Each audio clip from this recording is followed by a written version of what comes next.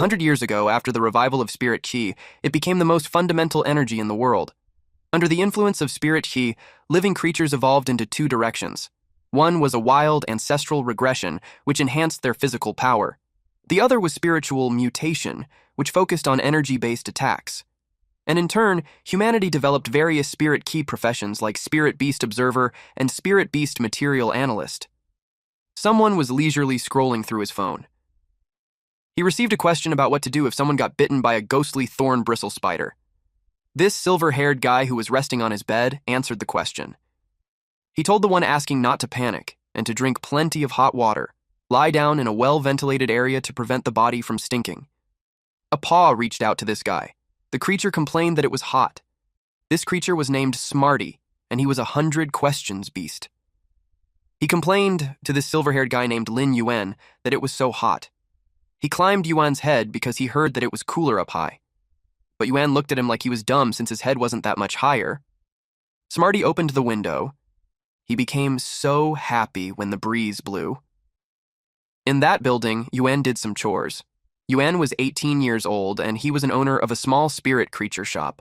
Although the people of the world could use spirit qi to promote the growth of living creatures, for him, it's like an impossible fairy tale. He had been frail since he was a child, and he had been completely unable to sense the existence of spirit qi since he was 8. He can't improve his physical condition with spirit qi like a normal person, let alone contract with high-grade spirit creatures. He checked a species called Lily Loira. It was of normal grade, and its quality was from normal to low-grade spirit creature.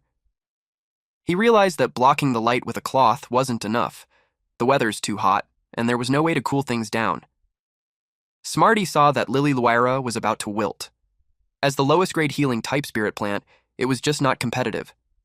It was even worse than the green creeper vines used for fodder. In the world since the spirit qi revival, all spirit creatures were divided by grade and quality. Anything below copper grade was considered low grade. Almost no one was willing to spend resources raising low-grade spirit creatures, because by comparison, high-grade ones were much easier to evolve. Just like how in the last 100 years, no one has ever heard of 100 questions about evolving. A flying bird-like creature named Yin Yin arrived to deliver Yuan's medicine. The species of this creature was a sound bird. He thanked Yin Yin for it. With a body as weak as his, just contracting with low-grade creatures like Smarty and Yin Yin left him dizzy for 2 weeks, let alone sensing spirit qi to raise them and help them level up. An hour later, they looked bored. Smarty asked if humans loved to sleep in because there was still no one on the street. Yuan asked what he was talking about. He decided to call everyone's attention by telling them that they have green creepers. A little girl holding a cat was with her mother, and they passed by. She noticed the 100-question beast, just like Keiki, the one she's holding. Smarty welcomed them and offered green creepers. Keiki commented that Smarty's fur was so dry and gray that it was obviously a leftover. It couldn't be compared to her. Naturally, Smarty was offended. He argued that they were of the same species. He challenged her with rock, paper, scissors if she had the guts. Yuan told him to calm down. Also, there was no way they could play rock, paper, scissors with those paws. He suggested a walk to cheer him up instead. They left, since it's not like they have any customers anyway. Smarty suggested that they buy meat. He tries to justify it by saying that if he eats a few more braised pork, he'd definitely get smarter and he wouldn't have lost. Yuan looked like he was holding back his laughter. Yin Yin tried to cheer up Smarty by telling him that even though he wasn't as smart as the other 100 questions beast, he's cheap. Smarty replied that hearing that made it worse. Yuan felt bad that he couldn't sense spirit qi. Smarty yelled at him to look at his left. To his surprise, there was a blunt, armored pig. He wondered what it was doing near the park. He thought that something happened at the farm. Smarty, while drooling, attacked this wild mountain of braised pork that had appeared. Yuan grabbed him since he's just going to get himself killed. He couldn't possibly beat it. He noticed that it was angry. By nature, they were very gentle creatures. Normally, what Smarty did shouldn't have made it furious. He ran as fast as he could as the blunt armored pig chased after them. Yuan was feeling more tired than usual. Smarty noticed his breathing and asked if he was okay. Suddenly, he tripped. He hugged Smarty tightly to protect him. Yin Yin, despite being obviously scared, protected him. Smarty, too. He was ready to face this braised pork. Yuan could feel that he's about to pass out. He told them to run. Unexpectedly, his consciousness was transported. Someone called his name. He saw a large copper bracelet. He recognized it. It was the copper bracelet that he lost when he was 8. It disappeared after his blood got on it. The light traveled towards his wrist. As the bracelet glows brightly, Yuan starts feeling a familiar sensation. It was the spirit key. He hasn't been able to feel it since he was 8, and now it was back. He wore the bracelet on his wrist. He got up. Smarty, who was being chased by the blunt armor pig, saw that he had woken up. Yin urged him to think of something, but even with that little bit of spirit key, there wasn't enough time to do anything. His wrist glowed, and so is Yuan's left eye.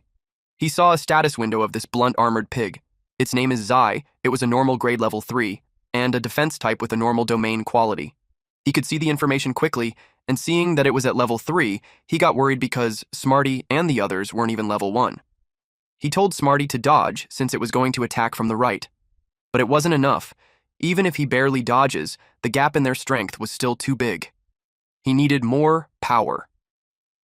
He wished that the bracelet was contracted to him. Yin unleashed sound waves as revenge for hurting Smarty. Yuan noticed that the light was the same as the one on Yin. Smarty and Yin's bodies glowed. Yuan thought they were evolving because of the bracelet's power. The blunt-armored pig roared loudly. Smarty tried to hold on so he wouldn't be blown away. He asked Yin how the pig's voice was louder than her. Yuan knew that even if they were evolving, the gap between level 1 and level 3 was still too big. He's aware of the pig's weak point, though. Smarty expressed that the braised pork was too strong. Yin asked Yuan on what they should do. He instructed Yin to sing to get its attention. Any notes would do as long as it was loud enough. She gave her best, and her off-tune affected the pig. Luckily for Yuan, she was immune to this after being a sparring partner for over 400 times before. The pig turned its attention to Yin and started chasing her. She realized that she had become a substitute for Smarty. Yuan instructed her to turn and attack its eyes because if it can't see, it would stop. Yin was about to use a move. Her body glowed, but it didn't push through. She finds it strange that she can't use that move anymore. Yuan's spiritual power ran out at the worst time. He begged the bracelet to hold on a little longer. Yin felt the energy coming back, so proceeded on attacking. She guided her feathers to cover the pig's eyes. While the pig shook off, it was Smarty's turn. Smarty dashed towards it.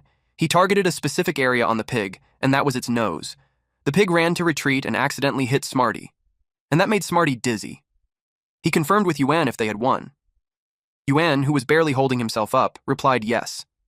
They were amazing at chasing it off, and then he lost consciousness. Yin and Smarty got alarmed. The pig ran as fast as it could, but it suddenly stopped when someone blocked its path. There was a man in a wheelchair and a beast on his lap, and he was being assisted by a woman. He wondered why there was a blunt-armored pig there. The woman's eyes widened. When she saw the feather from the pig, she was able to recognize it from the little one at Yuan's house. She told old Li that she's going to leave the blunt-armored pig to him while she goes to find Yuan first. He told her to hurry up and go. Li's eyes turned red as he borrowed the power of his beast. Yuan's consciousness was back at that place again.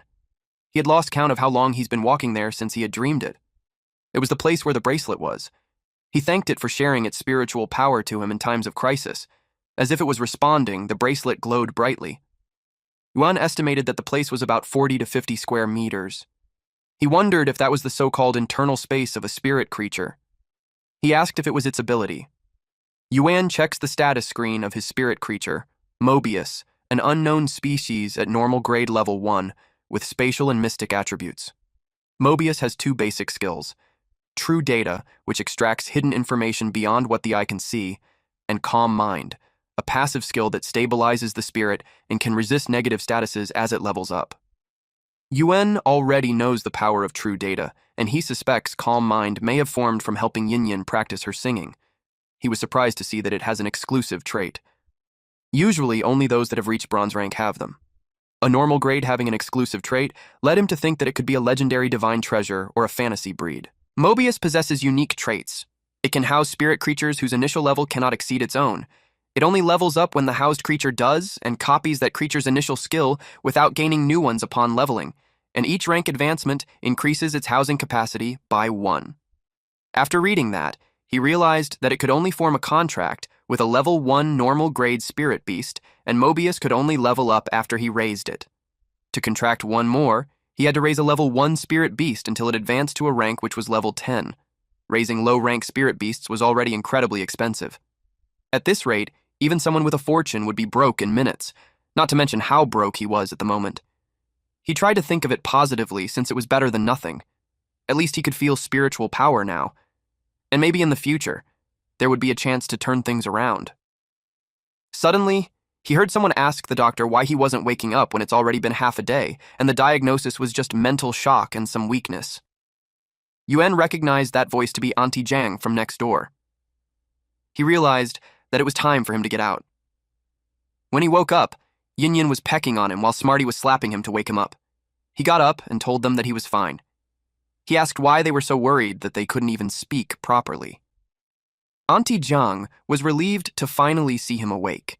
The doctor informed him that his auntie was worried sick. He was given another checkup just in case. Yuan replied that it wasn't necessary, but Auntie Jiang pointed out that he was unconscious for almost 10 hours. She lectured him to get treated if he's sick, especially if he doesn't want a small illness to turn into a big one. He had no choice but to agree and lay back down. Uncle Lee and Auntie Jiang from next door had always taken good care of him and his little sister, but he deemed not to tell her yet about forming a contract with Mobius.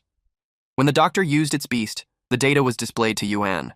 The spirit creature was a cleansing Vimbacarp under the species Cyprinini/Criprinus. It was an elite grade level 4 water-type elite quality creature. It has 2 skills. The first one was the tail sweep, where it leaps up and strikes with its tail. The second one was cleanse. It gently absorbs nearby mental trauma to help soothe abnormal mental states. As expected of an elite grade, it had such a rare skill. The doctor declared that everything was fine. Then he headed out since he has a wife waiting at home for dinner.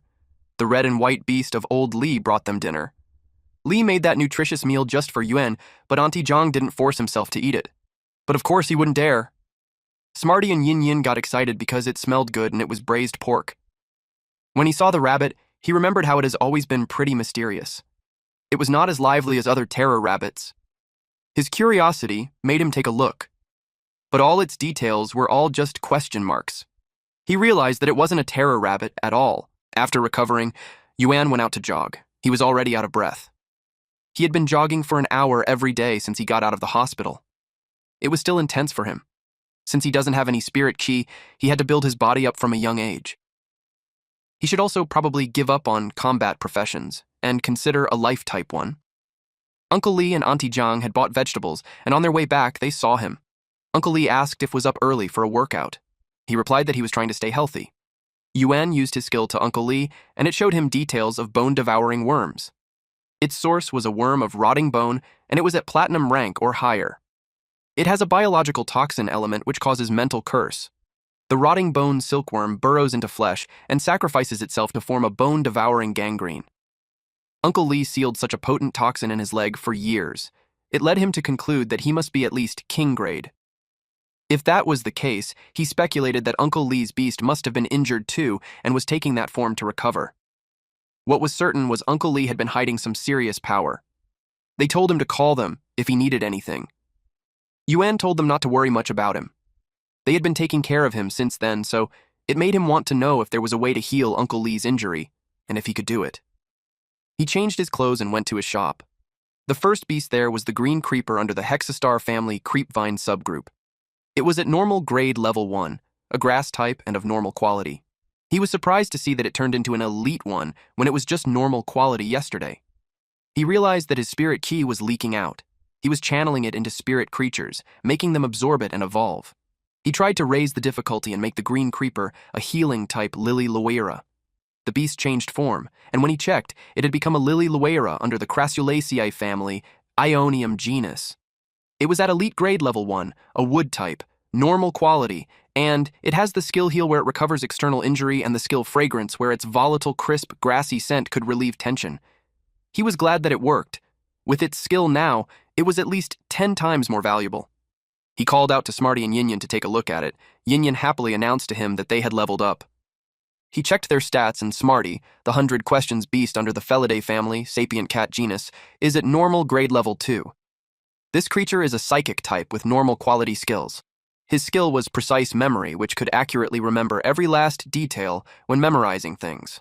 Smarty proudly states that he used to be able to remember one piece of braised pork, but now he could remember 30. Then he checked Yin-Yin's stats. She's a sound bird under the warbler family, song lover genus, and she's at normal grade level 3, a sound-type creature with normal quality skills. She demonstrated how her singing had improved so much. Yuan was so happy. He claimed that he had found his golden finger, and they're going to be rich. Then he realized that it was more than just getting rich. Evolving a spirit creature was incredibly difficult. Aside from the very few creatures that evolve naturally, most require a creator to use vast amounts of precious materials and medicines just for a chance at evolving a spirit creature that has reached its threshold. And yet, he could do it all by himself. He realized that it was an unbelievable ability. Countless people would kill for it. One wrong move, and as the saying goes, the tallest tree catches the most wind. Yuan was aware that he can't protect himself yet, so he took a mental note not to let this secret out. To use this ability safely, he has to become a creator, step by step. Using that profession as a cover was the only way to stay safe in the long run. Otherwise, he'll just be asking for trouble. He was deep in his thought that he didn't notice the phone ringing until Yin-Yin and Smarty pointed it out.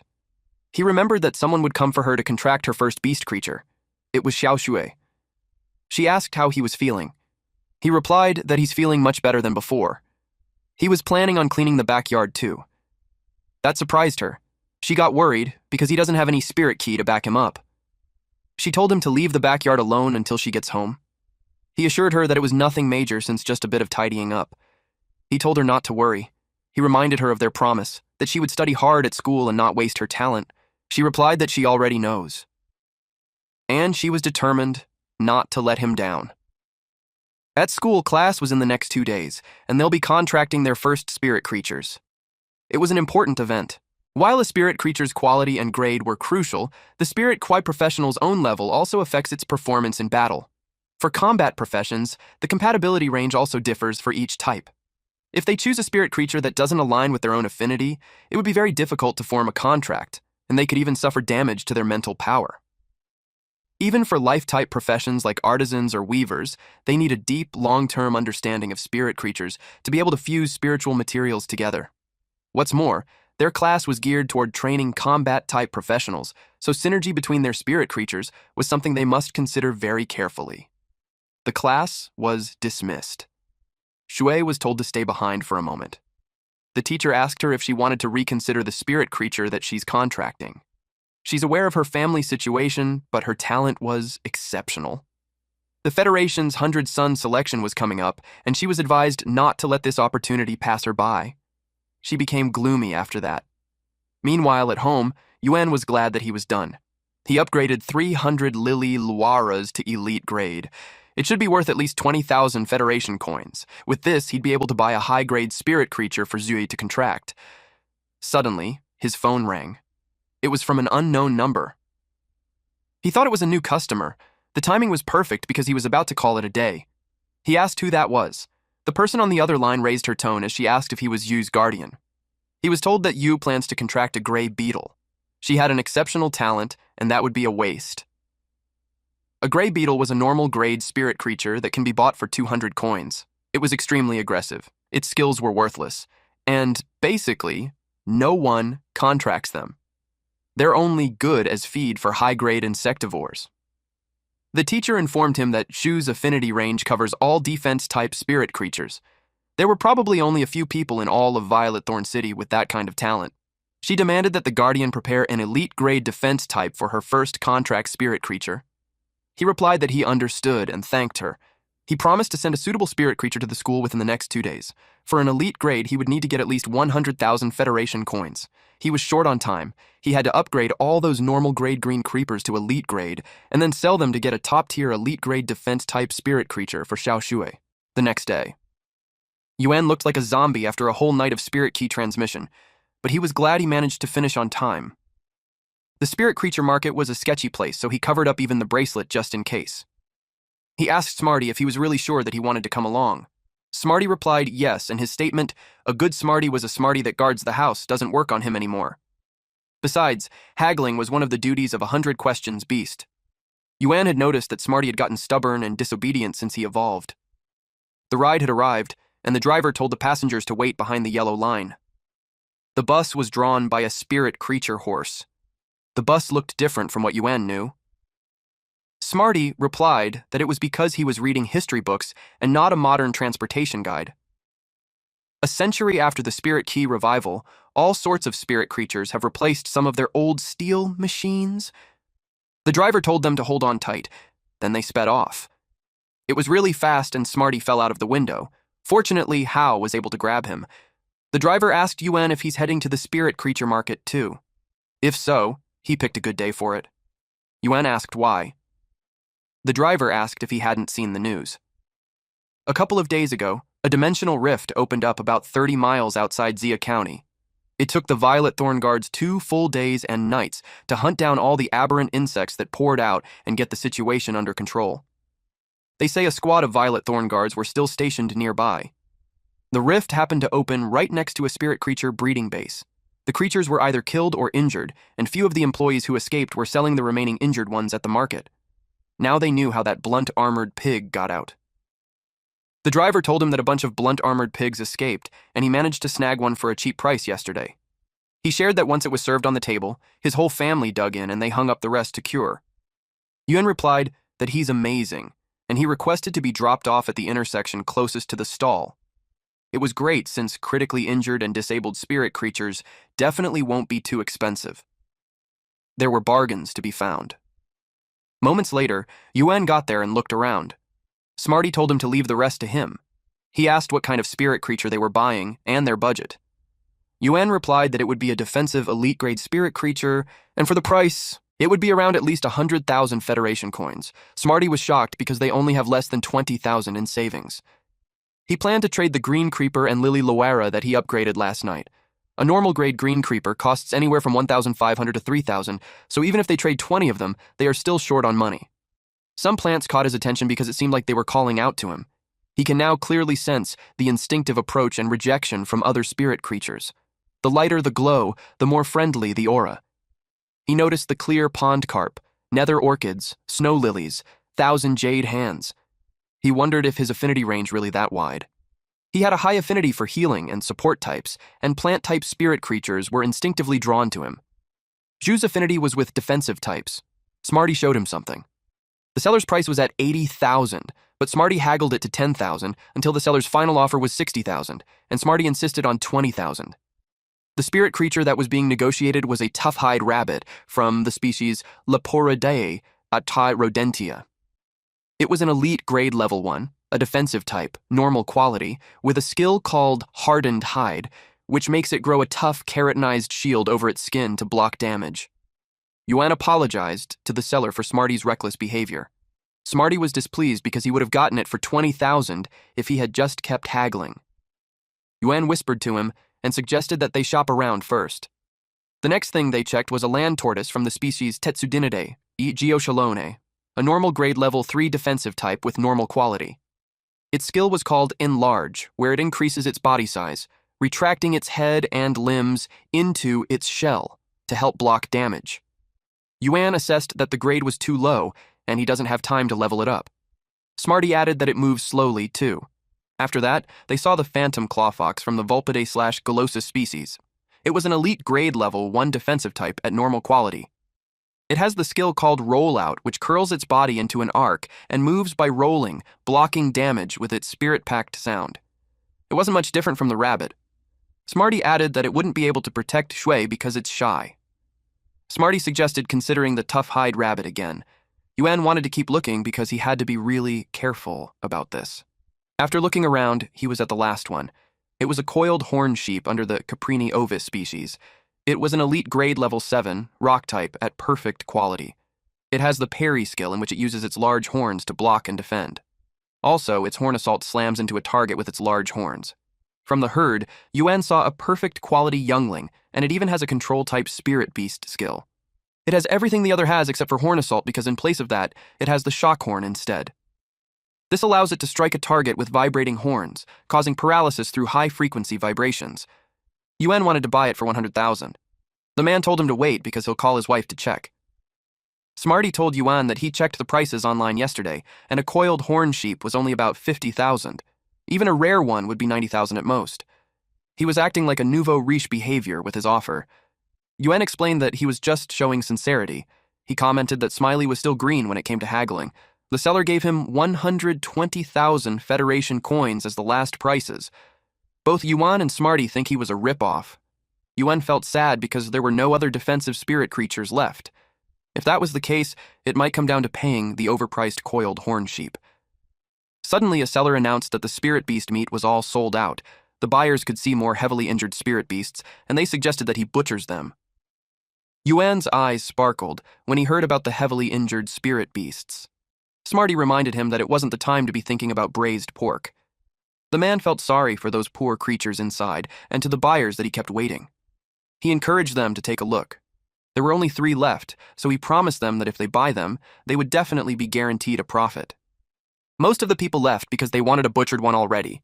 They had no idea how to heal them and the money to hire a creator, so they weren't interested. Yen went to the front, and the seller informed him that he's too late since they were all sold out and the stall wouldn't be selling beast meat anymore. He clarified that he wasn't there to buy meat, but instead, he'd like to see the spirit beasts inside. Yuan noticed that the boss looked unstable, so he thought that if he negotiates it now, he might just be kicked out. But he's different now. He has the skill Calm Mind, and seeing how the seller calmer now, it looked like it took effect. The seller told him that he's not that old and he could just call him Brother Yang. There were 3 heavily injured spirit creatures inside, so he took them there. He showed them to the web-spraying spiders.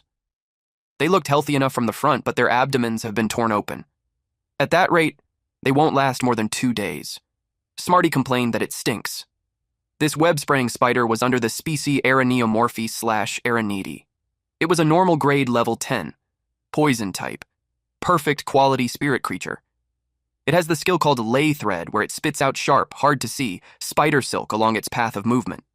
It also has a poison net, which sprays a web net laced with toxins. Yuan knew that if it weren't for the dimensional rift, they would have become a copper-rank spirit creatures in no time, so they were a great find. If they weren't injured, they would probably sell for 300,000 Federation coins on each star net. The seller told him that support-type spirit creatures with control and poison abilities could sell for even higher, but now he'd be lucky to get 150,000 Federation coins for both of them combined. Yuan expressed that he wanted to buy those 2 web-spraying spiders, but he doesn't have enough money on him, so he suggested trading them for spirit creatures. Brother Yang shared that after he's done with that batch, he's planning to open another spirit creature breeding base and start over from scratch, so he might not necessarily need the spirit creatures that he's offering for trade. Deep inside, he realized that kids would always be kids, and he had his hopes up for nothing. Yuan asked if he would change his mind if they were elite grade green creepers. The seller asked if he wanted to trade elite grade green creepers. He checked what the quality was. Yuan was confident in their quality. He encouraged him to come to his place and inspect them first. Brother Yang knew that elite grade green creepers were priceless. Anyone willing to sell them usually asks for double the market price. He showed Yuan the last spirit creature that they have left. They poured their hearts and souls into that one. It was a rhino rock ox under the species Bovidae/bison, an elite grade level 10 earth type. It was of epic quality. It has the skill called Rock Horns, where it coats horns in rock and launches a reckless, self-sacrificing charge. The other skill was called Sacrifice, wherein, when its contractor is harmed, it willingly takes on a share of the damage. Yuan's eyes glimmered when he saw that. He asked how much it was being sold for. It was a good choice since it was an epic quality creature that was about to reach copper rank, and it's a defensive type. Perfect for Shu. Brother Yang asked him if he's serious since his condition wasn't good. He replied that it was perfect. He suggested buying it at 200,000 Federation coins. Brother Yang asked him if he has a way to heal the rhino rock ox. He considered that the kid had a creator backing him. Brother Yang confirmed with Yuan if he's going to take all of those 3 in exchange for the elite grade green creepers. Yuan assured him that the green creepers won't disappoint him. Smarty seconded that Yuan doesn't lie. Brother Yang believed him, and now that he would be taking all 3 spirit creatures, he could pack up his stall and they'll head out in a bit to see the green creepers. Good thing he has the spirit lockbox right there. He'll just pack up the rhino rock ox and the web-spraying spider and bring them along. He threw it, and it had become larger. Smarty asked what it was. He replied that it was a spirit lock box. It's a patented invention from Ostrich Logistics. They could store spirit creatures inside, and their size adapts to the box, and their weight is negated, making them light and easy to transport. Smarty was surprised to learn that there was something that good. He asked how they had never used one. Yuan replied that their family never had the spare cash for something like that before. The Rhino Rock Ox entered. Smarty couldn't believe that something that huge would really fit in there. Brother Yang felt sad that the Rhino Rock Ox would never get the chance to evolve into a copper rank spirit creature like the spirit box in copper rank. After that, he released his tumor-crowned fire lizard. This is from the Lizardae family horned lizard genus. It is at copper rank 7 out of 10 and at normal quality. For skills, it has shedding fangs, in which, during a bite, it can detach its teeth, leaving them embedded in the target's body. It also has a death roll wherein, after biting a target, it twists and rotates its body with its mouth as the core to rip away flesh and bone. It has an exclusive trait, which is the burning venom wherein proliferating poison glands connect to the salivary glands, infusing its saliva with a burning toxin. It cuddled on him. He was proud of this spirit creature, so he asked if Yuan thought it was impressive too. Yuan was so impressed that he checked it thoroughly. It was a rare chance to observe a copper-rank spirit creature up close. Its burning venom trait gives it a powerful offensive edge. Brother Yang had observed that he's incredible to have mastered the specialized knowledge of a spirit creature researcher at such a young age. He thought that if he's not a natural prodigy, then he must have a master guiding him. He bet that he made the right call on this one. Suddenly, someone called Brother Yang. The other vendors complained that he suddenly summoned his tumor-crowned fire lizard all of a sudden. Their tough rabbit hide became too scared to eat. It was the same for the fairy monkey, too. He apologized and informed them that they would be leaving at once. Yang, Yuan, and Smarty rode the tumor-crowned fire lizard, and they sped off. It was way faster than a thick hoof donkey cart. Eventually, they have reached their destination. Brother Yang commented that Yuan's place was closer than he thought. He also noticed that Yuan was in great shape since most people can't help but feel sick their first time riding one of those. But it was nothing to Yang, because the real thrill to him was riding a flying spirit creature and looking down at the world. Despite how sick he and Smarty looked after riding, he still thanked him because it was the first time he rode a copper-rank spirit creature. He opened the door while setting his expectation that the place was a bit plain and telling him to make himself at home. Brother Yang subtly observed the place, and he could tell that it doesn't look like a place where a creator would be living in seclusion. If the kids' green creepers weren't up to par, then their deal was off, since business is business. He was thinking of that until he saw the green creepers. He was fully convinced that a creator was involved since it was impossible to cultivate elite-grade green creepers of such high quality without a creator's help. It was far beyond his expectations. They were really prime quality, considered to be rare items that few merchants could even find on the StarNet. Before those green creepers evolved, he added energy ore to the soil, so their root systems were all developed. Yuan was confident that there were no problems with their quality. Brother Yang saw that the sap from the cutting was so rich. He realized that the kid wasn't exaggerating when he said it was top-tier elite grade. He was hopeful that his luck was finally turning around. He recalled his experience when he visited a master creator. To get their help, one must offer them the spirit materials they like. At his level, he had no way of obtaining those materials, so he thought of getting on Yuan's good side. Yuan asked if he's satisfied with those green creepers. He replied that he was very satisfied, and it was time for them to talk about the price. He acknowledged that all green creepers were prime quality, elite grade. They would sell like hotcakes on the StarNet for 30,000 apiece. His best offer was 3,000 per pot, and he'll take 100 pots. Smarty was shaken when he heard those numbers, so he tried calculating it. Yuan readily accepted the offer. He happened to need a large quantity to raise his spirit key profession rank, and green creepers were the most convenient way. It was no small transaction, and yet Yang noticed that the young man was completely calm and unflappable. He thought Yuan was used to big deals. He started thinking that the ordinary clothes and small shop was a smoke screen set up by the person backing him. He asked how many days he needed to prepare the goods. Yuan replied that he needed 7 days.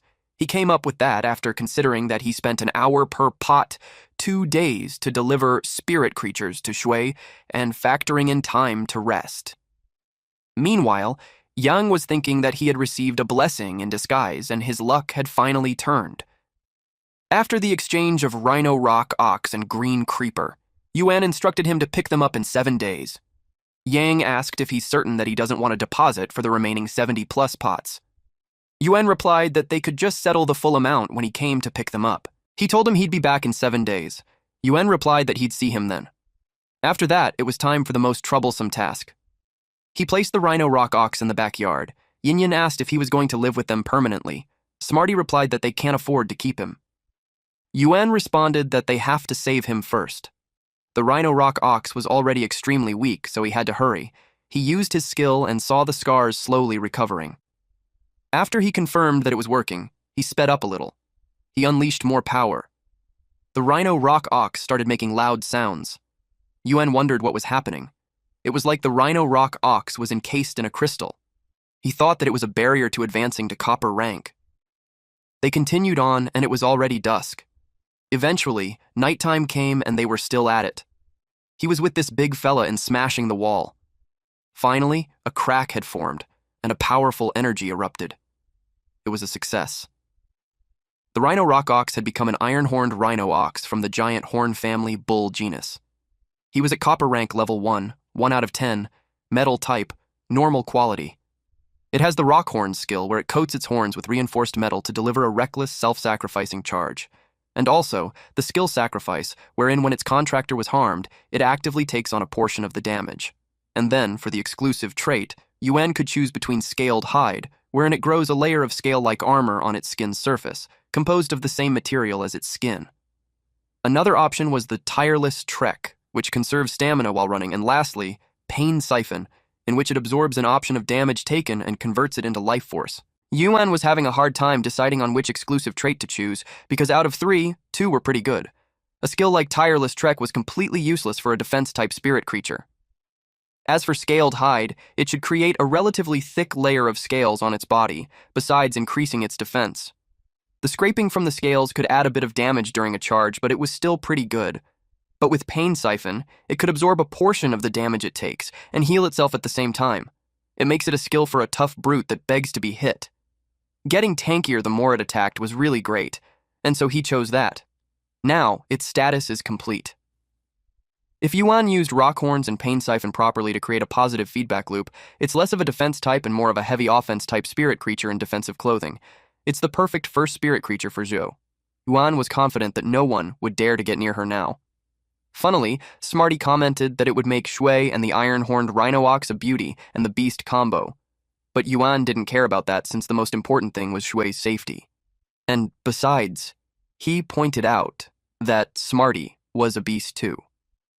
Yuan could feel that his spiritual power increased too, aside from the iron-horned Rhino Ox ranking up. The higher the rank of the spirit creature he evolves, the more spiritual power, feedback, he receives. Just getting the iron-horned Rhino Ox to break through to copper rank took almost all of his strength. If it were a top-tier creator, using all sorts of heavenly and earthly treasures, he wondered what level it would evolve. Smarty, drenched from the iron-horned Rhino Ox's licking, asked how he's going to send it to Shui. He replied that he's going to do it with the ostrich logistics. He just made some money, and since he was in a hurry, he placed an express flight order and they would soon be there to pick it up. Smarty got excited when he heard that. He wanted to fly like Yin Yin. Meanwhile, at the Hui Yue Palace, a person talked about using 3 portions of patchouli sprouts, 1 portion of sunken sea ebony, 1 portion of platinum beast blood essence. It was all placed in a vial. A military personnel asked the city lord what that is. The esteemed woman beside her warned him not to speak out of turn. And then a solid item was dropped inside it. It produces a powerful energy around it. And then a woman with blonde hair added a red liquid. And thick red smoke covered the area. Those 2 people behind him felt the immense pressure just from him concocting. It was even forcing out their protective spiritual aura. They had just witnessed a 5-star creator. This creator told them to summon the spirit creature that they wish to evolve. This woman is the Moon Empress, one of the 3 5-star creators of the Radiant Federation. The man named Sikong, a king-grade expert, felt relieved. Ling Xiao, the lady of Violet Thorn City, a king-grade expert, smiled and reiterated that he has nothing to worry. Sikong thanked the Moon Empress, then he summoned his spirit creature. She poured the content of the vial on it, and this black tiger with red marks showed its belly. Sikong got worried. Moon Empress assured him that it was fine. It was just evolving into a legendary grade. He would need to fuse the will rune that he had comprehended, and it would evolve into a fantasy breed. He thanked her and vowed to serve her like a loyal dog. He would go through fire, AD, water and die 1,000 deaths for her. The spirit creature's eye changed. It roared loudly. It woke up a cute rabbit with a crescent mark on its head. Seeing it being woken up, the black tiger with red marks started to tremble. Moon Empress told him that going through fire and water won't be necessary. But she brought up the issue about the selection of creators. Each promotion exam was held every 3 years, and they could only advance one level at a time. Given that procedure, they couldn't select truly talented creators that way. Seekong confirmed if she's suggesting that for that year's exam, one examinee could test for multiple levels consecutively. She clarified that it would only be from level 1 to level 2. She wanted anyone who passes the level 1 creator exam within 2 hours to be exempted from 3 lifestyle profession exams and could directly take level 2 exam. She told him to go and give the order. He replied yes. Xiao inquired if it was because she felt that no exceptionally talented young people have appeared in the Federation's creator exams in recent years and that they couldn't even comprehend a single will rune. Moon Empress clarified that it was a merely private matter for her. As fellow 5-star creators, both Bamboo Lord and Kitchen Sovereign have taken apprentices.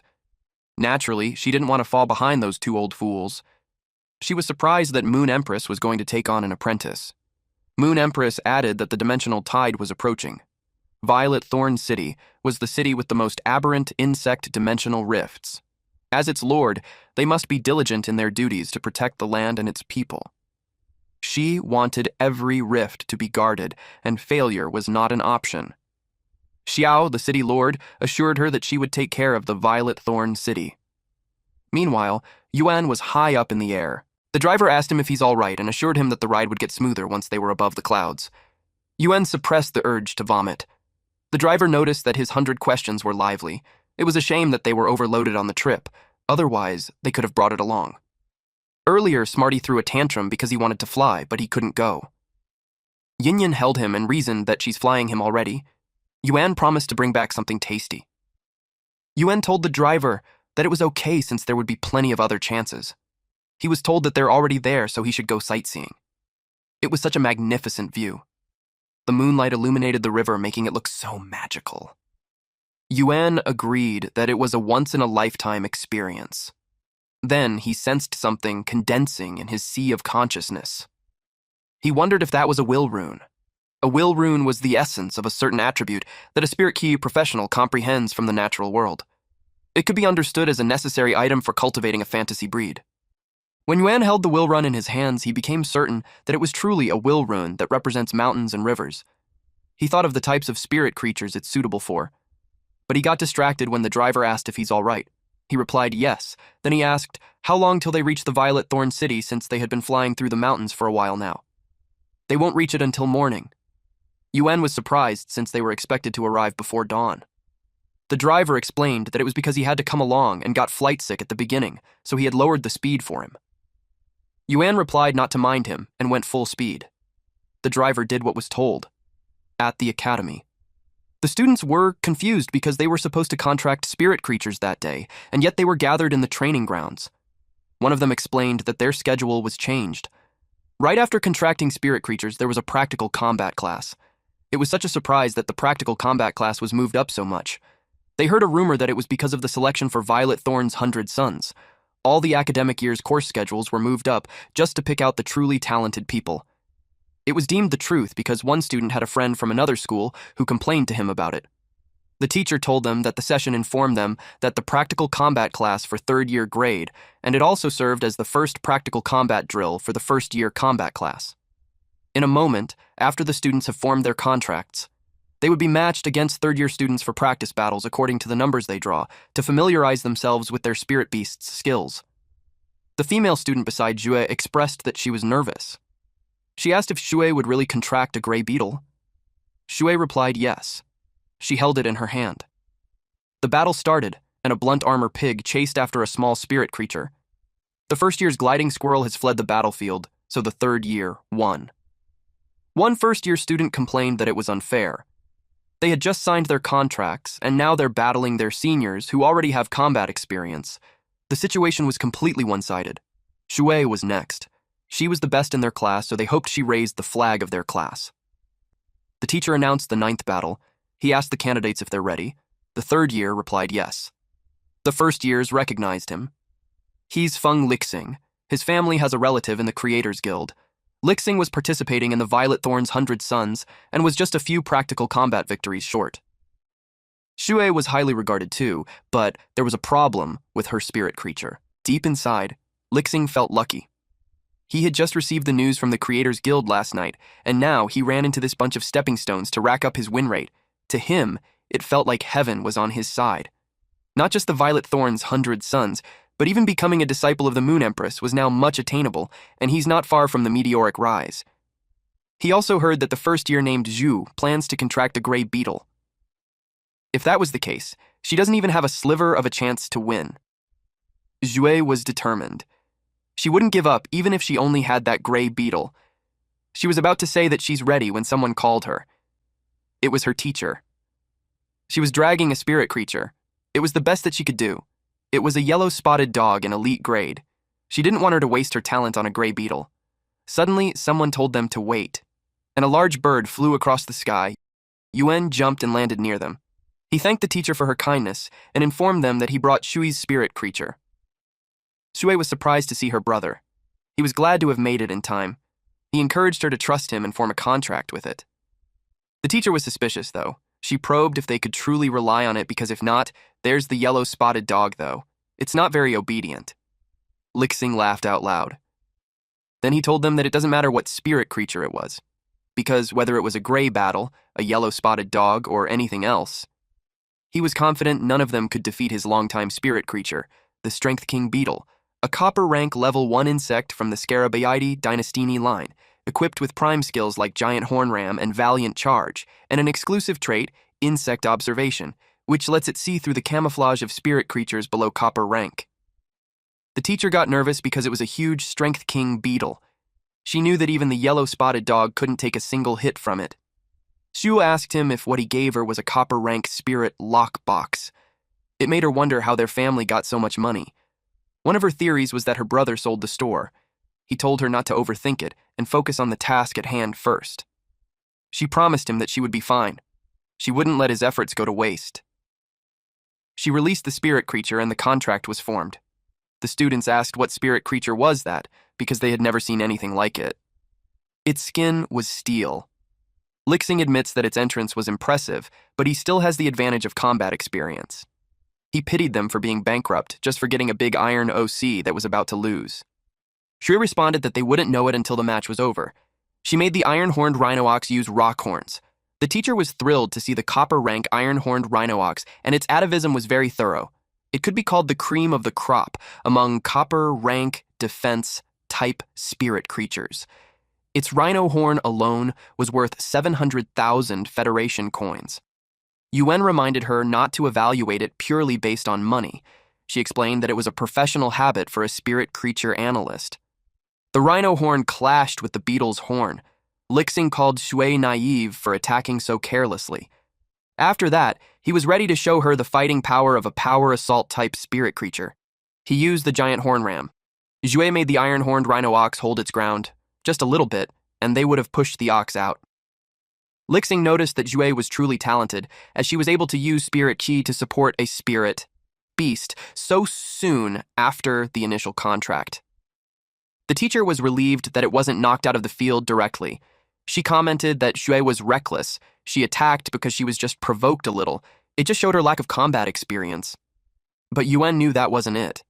If Shui familiarized herself with the iron-horned rhino ox's skills the moment she contracted it, then attacking proactively was a tactic to probe the enemy. The students got confused on what the beetle was doing since it was running fast around the big iron ox. Lixing heard them, and in his head, he thought of them as idiots. There was no other reason that a power assault-type spirit creature starts moving, aside from finding the perfect opportunity to land a fatal blow. He uttered that the little girl must not have imagined what she's about to face. The beetle charged. Zhui got worried about the iron-horned rhino ox, but she couldn't see clearly because the whole area was covered with smoke. It was such a powerful charge that they already expected that the big iron ox wouldn't make it. The opponent was a power assault-type spirit creature, famous in school for its one-hit kills. Even the teacher thought the same way. It was hopeless even if Shui tries her best to channel spirit qi to help it stabilize. And even if it withstands the first hit, it would just be worn down by the constant assault later. They complained that making a third-year fight, a first year in a practical match, was just too unfair, but Yuan thinks it's fine because he had chosen a skill exactly for that kind of situation. Shui instructed the iron-horned rhino ox that it's time. It activated the pain siphon. The students were all confused. The spirit Kui around the iron-horned rhino ox changed, and its wounds were healing.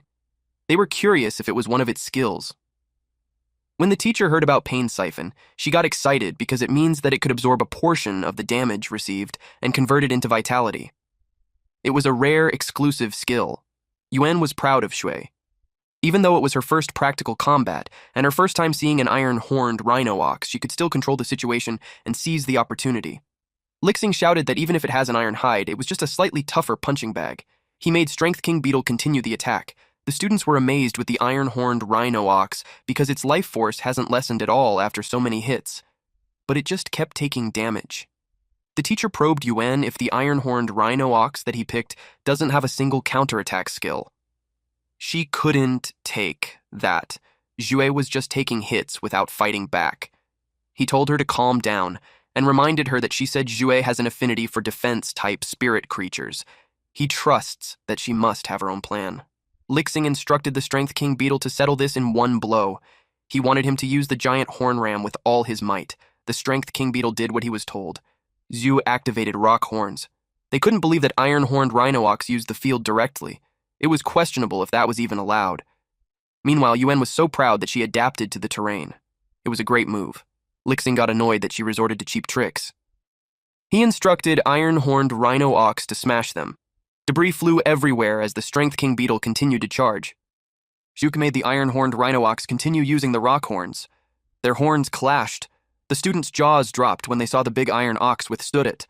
They couldn't fathom that the two were evenly matched, but they could tell that the Strength King Beetle had the upper hand. The teacher started to explain that it's because the Strength King Beetle skill, Giant Horn Ram, was a self-sacrificing attack that disregards its own injuries. And when facing the iron-horned rhino ox's defense, each attack also caused some damage to the Strength King Beetle itself. Furthermore, this Strength King Beetle was likely specially raised according to Lixing's own preferences, pursuing only maximum attack power and precise attack locking. Therefore, the possibility of its attack being blocked by a spirit creature of the same grade was overlooked. Yuan knew that the high-attack, high-quality training method was meant to seize suppressive power in a duel and end the battle quickly. But there's also a case where Lixing couldn't defeat an opponent quickly. They saw the Strength King Beetle slip. They thought that Zhu was just lucky, but her teacher informed them that it's not luck. Although they were both spirit creatures, when it comes to a prolonged struggle of strength, the body balance of an insect-type spirit creature just can't compare to an iron-horned rhino ox. Besides, the contractor's mental state also affects the spirit creature's condition. These were all points from the textbook that students should know. Lixing was getting annoyed that a mere first year not only contracted a copper rank spirit creature, but is now blocking a power assault type spirit creature's attack with a defense type. He felt that fate screwed him over. He ordered the Strength King Beetle to create some distance and attack the little girl on the other side directly. Strength King Beetle jumped away. It rolled towards Zhu. The teacher complained that it was against the rules. Yuan hoped that Zhu could dodge it. Zhu instructed the iron-horned rhino ox to continue using rock horns on the ground. It made cliffs, and the Strength Beetle hit one of those, causing it to fall at the edge of the field. Because of that, the match has been decided. Shocks washed over Lixing's face. They declared Zhu a winner. The first year celebrated that they had finally won. Shui's teacher finally understood that the repeated use of rock horns was to accumulate enough rocks on the field, making the final rock horns powerful enough to flip the Strength King Beetle. The student that had high expectations didn't disappoint. She pats Yuan at the back while commending him on getting his hands on something good.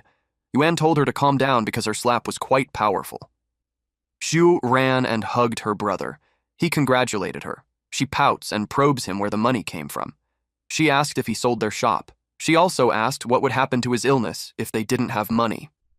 She was worried for his health. He told her no and assured her that he's all better and business was booming.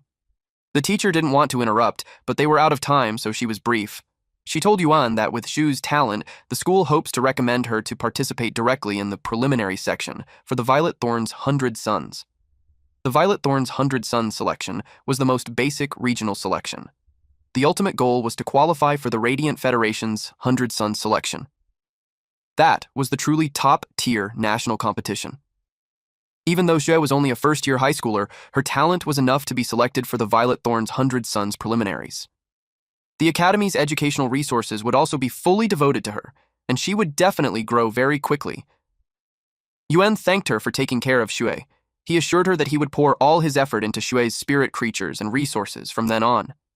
She replied that nurturing a good seedling was also what she ought to do. She told Shui that if she didn't have a class for that afternoon, she could show her brother around the school. Yuan was worried about the yellow-spotted dog. The teacher told them that she could raise it herself. After going around and getting snacks, Yuan emphasized that he could sense spirit qi now. He asked what other proof she needed. She wanted to see it with her own eyes to be relieved. She knew that the iron-horned rhino ox must have been expensive. He showed her bank account, and her eyes widened when she saw how many zeros there were.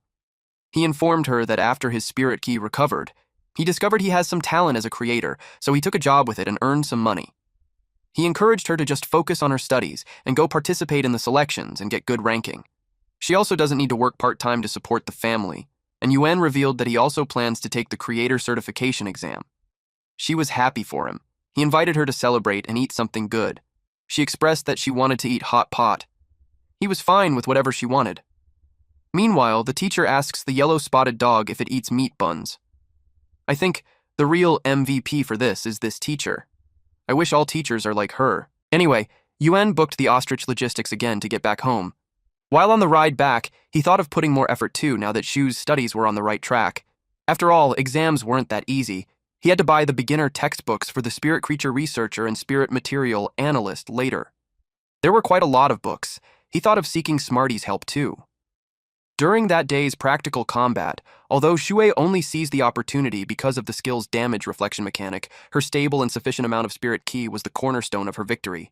But compared to her, his spirit qi amount wasn't enough to be called a true spirit qi professional. Even if he wanted to level up Mobius, the exclusive trait Lock Spirit had harsh conditions. It has to start from normal grade level 1. He was surprised when they suddenly flew so fast.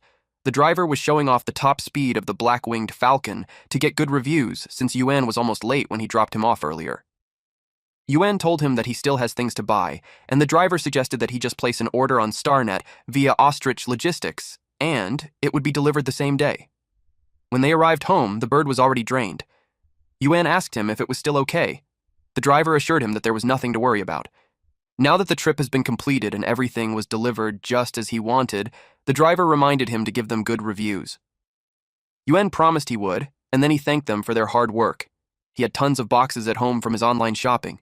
He planned to set up an online store so in the future, he won't need to go to the spirit creature market, which would be safer. He announced that he's back. Smarty and Yin Yin welcomed him back. Smarty missed him, but Smarty stopped himself because he remembered that he was supposed to be angry. Yin Yin told him not to be angry since she had already taken him for a flight.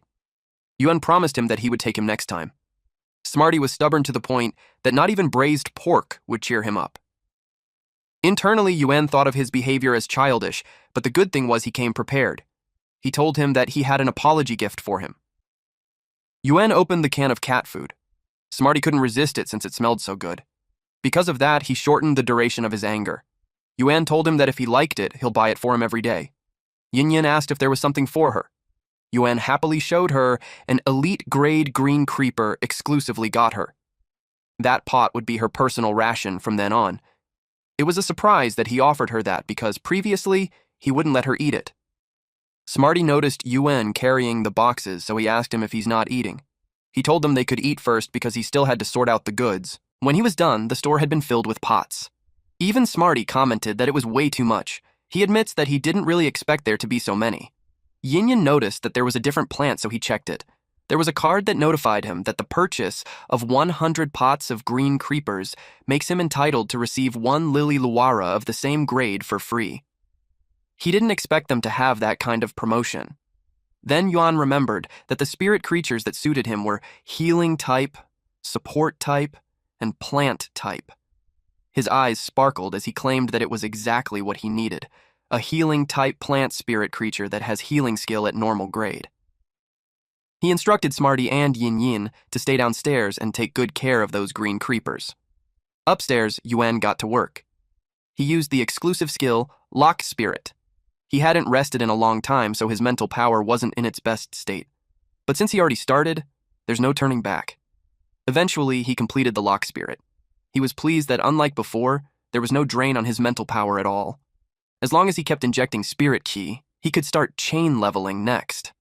An hour later, the Lily Luara became an elite grade level 1, legendary quality. Its skill was heal, and it recovers external injuries.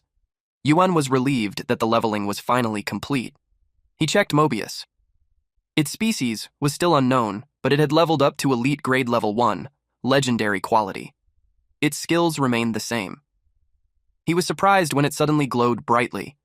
He was transported to Mobius's lock spirit space. He noticed that it was bigger than last time. Suddenly, someone spoke to Yuan asking if he could hear him. He replied that he could hear him loud and clear, and he greeted Mobius that it had been a while. Just a mini lesson from Zhu. When a spirit professional forms a contract with a spirit creature, it consumes mental power. A person could contract 2 to 3 spirit creatures in their lifetime, with the known limit being 5. Lock spirit was Mobius's exclusive trait. It can achieve the same effect as forming a contract, but the contractor does not need to expend any extra mental power. Instead, the cost was borne by Mobius. The number of contracted spirit creatures was determined by how many times Mobius had leveled up. And the price was, for the first 10 years after Yuan formed a contract with Mobius, his ability to sense spirit chi was reset to 0, and his mental power was abnormally weakened. But if Yuan was being honest, currently it wasn't still so great. Back to our boy, Yuan confirmed with Mobius if he could really speak now. Mobius replied that reaching elite grade was enough for him to be able to do that. I think the design of Mobius is really unique. He then asked if that space was Mobius's exclusive ability. Mobius replied yes, and Yuan, his contractor, could modify it at will and store spirit creatures. Yuan asked about the function of the pool since he couldn't sense any spirit ki on it. Mobius clarified that there was truly no spirit ki because it was just ordinary water. It confused him. Mobius clarified that water brings wealth. Yuan commented that Mobius really has a personality. He threw something on the water. And just as he expected, even low-quality energy stones used in flower pots could still effectively emit spirit ki. In the external environment, it was inevitable that some spirit ki would dissipate, and the usage efficiency cannot reach 100%. But the lock spirit space prevents spirit ki from leaking out. If better energy stones were put in, the spirit ki would become very rich over time. Yuan was thrilled when he realized that if he strengthened spirit creatures there in the future, the efficiency would be many times faster. Mobius confirmed that, and as he advanced in rank, the usable time would also increase. Yuan knew that all of those would require a massive amount of Federation coins to support. Even the lowest quality energy stones couldn't be considered cheap, let alone high-quality energy stones. So, making money was imminent. Mobius's body started to dissipate, and Yuan started to get worried about what was wrong. He clarified that it was nothing. It was just because he could only maintain that clear state of communication for half an hour every day. The time was just up. He was the first spirit creature that Yuan contracted, so he was sorry about his mental power and spirit chi perception for the past 10 years. Yuan replied that it didn't matter, since those 10 years also allowed him to figure out a lot of things. Besides, now he has hope again, and the road ahead is still long. The challenge had only just begun. However, for Yuan at that moment, sleep was the greater force majeure. He was deep asleep. Then the next day, he used his powers on the green creepers again. While Smarty was just surfing the net, Yuan worked hard for several days. When he was done, it was late at night already. Yin Yin and Smarty were deep asleep. He went to another room and used heal to the 2 web-spraying spiders. Now, they were saved too, and that was the fruit of his leveling exercise. 7 days later, Brother Yang had arrived in front of Yuan's store. Before entering, he prayed first that he would get a chance to turn around his life this time. Then he thought about it and admitted that producing 100 pots of green creepers in such a short time was indeed too difficult. He was so lucky that he was to run into a spirit creature store with a creator behind it. He opened the door. Yuan expected him. There was no denying that it was because Yuan agreed immediately to their deal, and he had an urgent need. Yuan showed him inside. Yang already conditioned himself that it would be fine even if only 30 pots were completed. It was just enough to have hope for his newly rented spirit creature breeding base. He looked to the right and saw the pots. And on his left, there were several more pots. There were pots everywhere. Yuan informed him that they were all there. He initially wanted 76 pots so he could just pick those pots out of 100. He was in awe. He admits that Yuan saved half of his life. Yuan told him that there was no need to flatter him.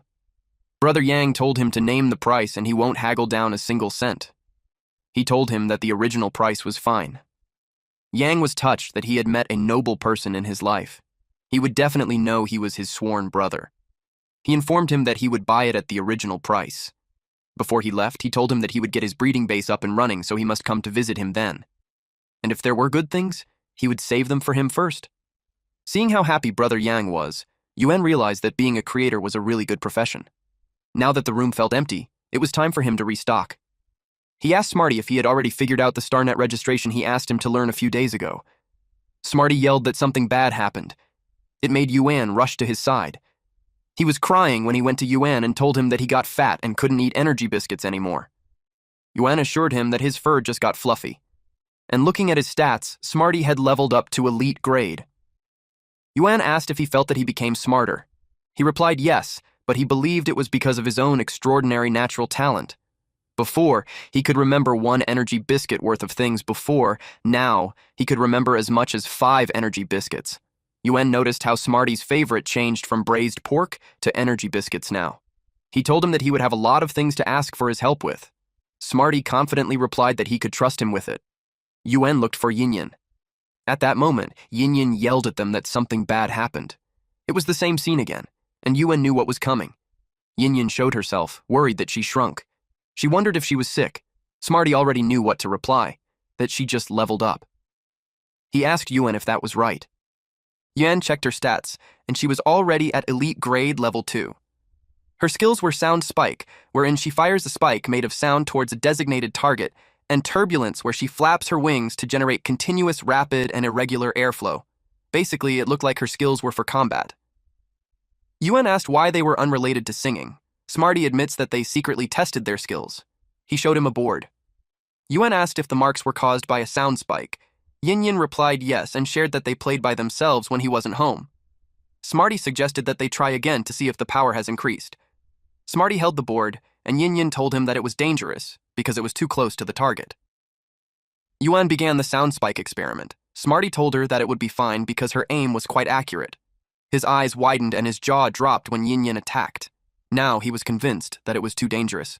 Yuan pats his head to comfort him. Next, they tried Turbulence. Yin unleashed it and shattered the plank. Yuan noticed that the power was far comparable to when it was normal grade. He realized that Yin was an authentic combat class spirit pet. The goods had been delivered to Yuan's place, and he was asked to sign the document.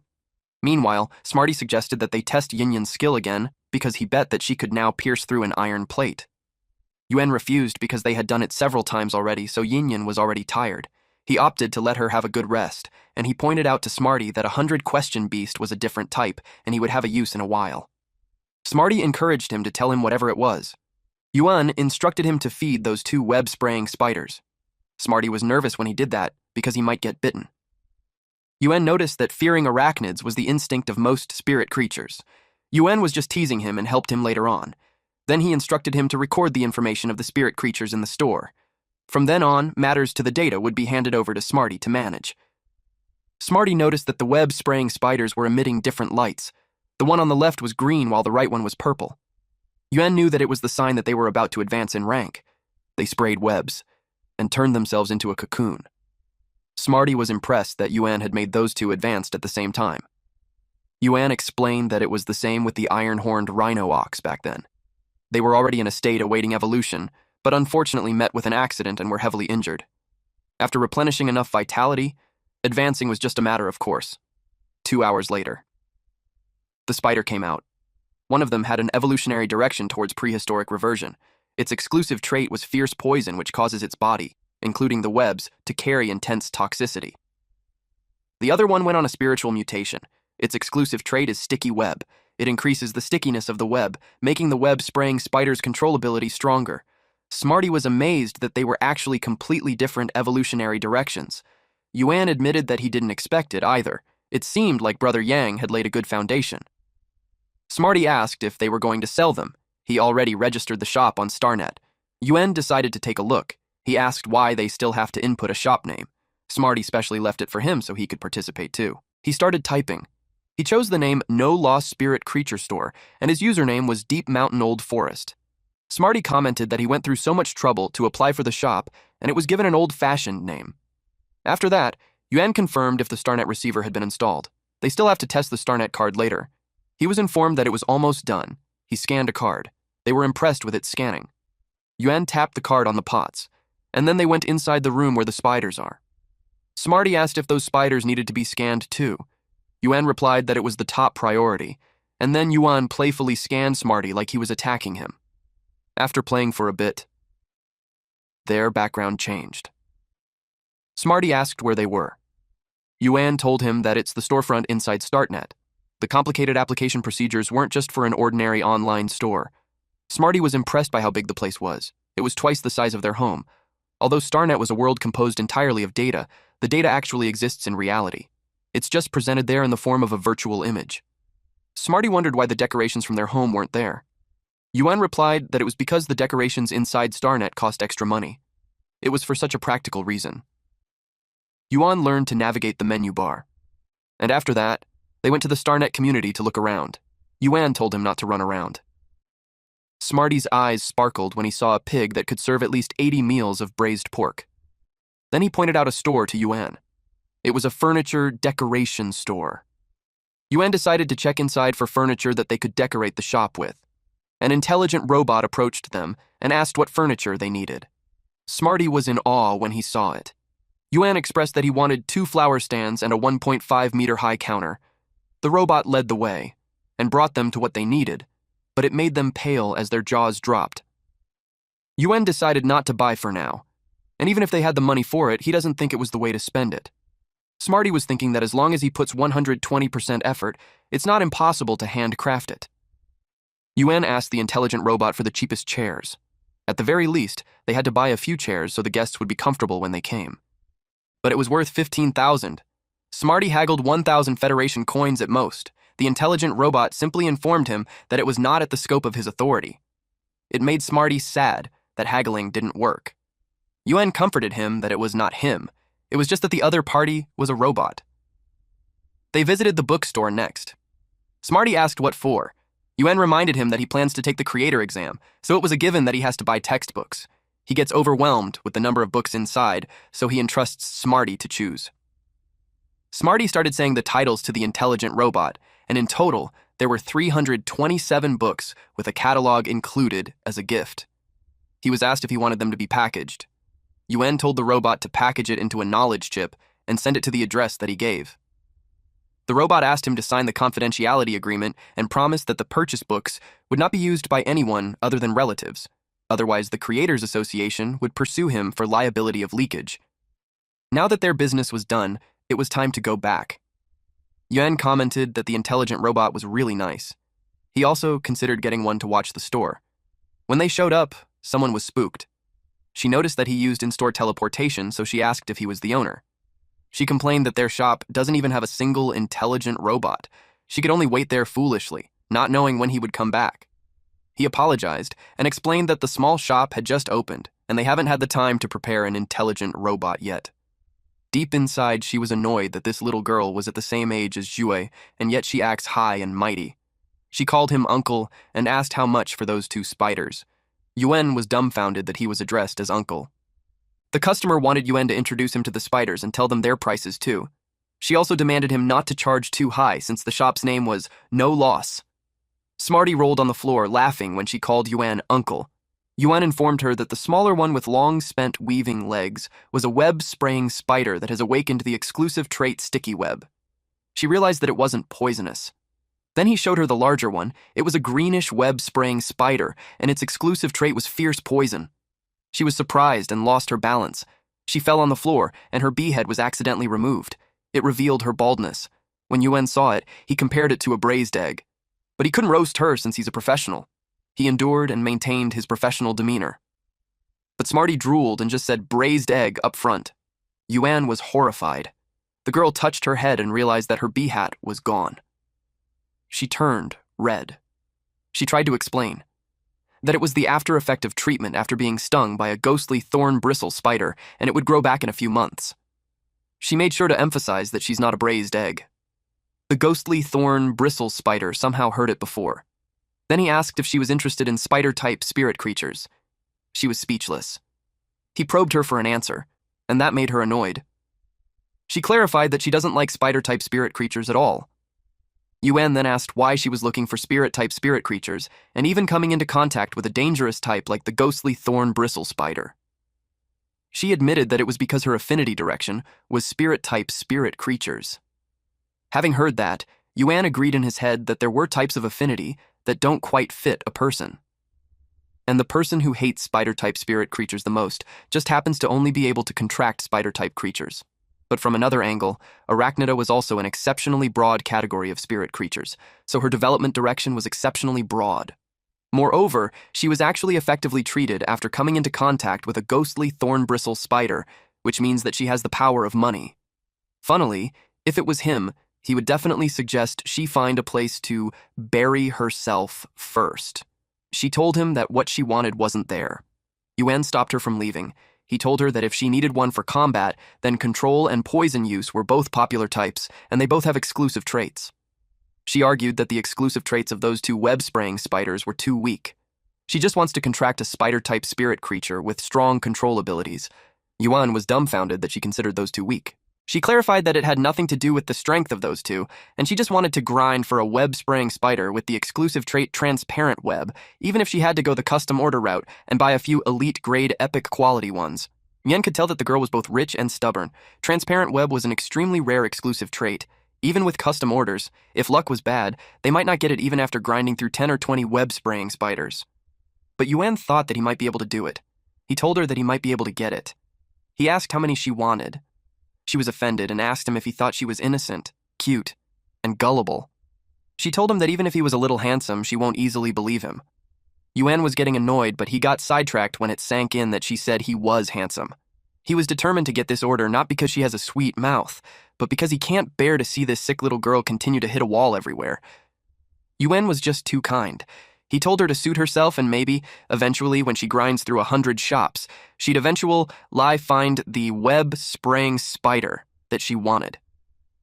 She stopped him from walking away. He asked what she needed when she didn't trust him. She asked if he really has a way. He told her that if she doesn't trust his words, then there would really be no way. She suggested that they add each other on StarNet first, and if he managed to get the custom web-spraying spider, he would notify her to buy it. Yuan's technique earlier to retreat so he could gain advantage worked. He actually had rich experience dealing with this kind of customer, but he refused her suggestion and told her to come back when she wants to buy something. She acted cute and told him not to be angry. She explained, just saw that the shop didn't even have decorations and was afraid of being scammed. She insists that he adds her as a friend, and if he could customize it, she won't haggle over the price. Yuan eventually agreed to add each other first. They tapped their cards to each other. She finds his username funny. He read hers, which was Cloudstream, and uttered that shark eagles live there. She called him an idiot for actually calling her a sand sculpture. The banter kept going. Yuan had the upper hand when he pointed out that he's an important shop owner who's going to help her customize a web-spraying spider. She yelled at him to cut it out, and she highlighted that she's an important customer who's going to pay him money. She paid him 10 radiant coins, and not that was done, she would be waiting for his good news. Yuan couldn't believe how deep her pockets were. It was 2 radiant coins for 1 custom web-spraying spider, and she paid the full amount for 5 of them without even blinking. Smarty's eyes sparkled upon seeing so much money. He assumed that they wouldn't be short on money from then on. Yin Yin has always wanted the newest records and sound system. Yuan admits that it would be difficult because what he received was the deposit, and it would only arrive in the account after completing her custom requirements. Before that, the money would be held by official StarNet custody. However, Brother Yang just sent the final payment earlier so they have sufficient funds, and then he checked the cost of web-spraying spiders. To their surprise, the cost of 5 elite-grade web-spraying spiders alone is 1 radiant coin. Smarty asked why it suddenly dropped by almost a third. The 3.3 radiant coins Brother Yang hasn't even warmed up yet. Yuan thought about it, and if he goes the normal cultivation route, he doesn't know how much money he'll have to spend buying spirit materials.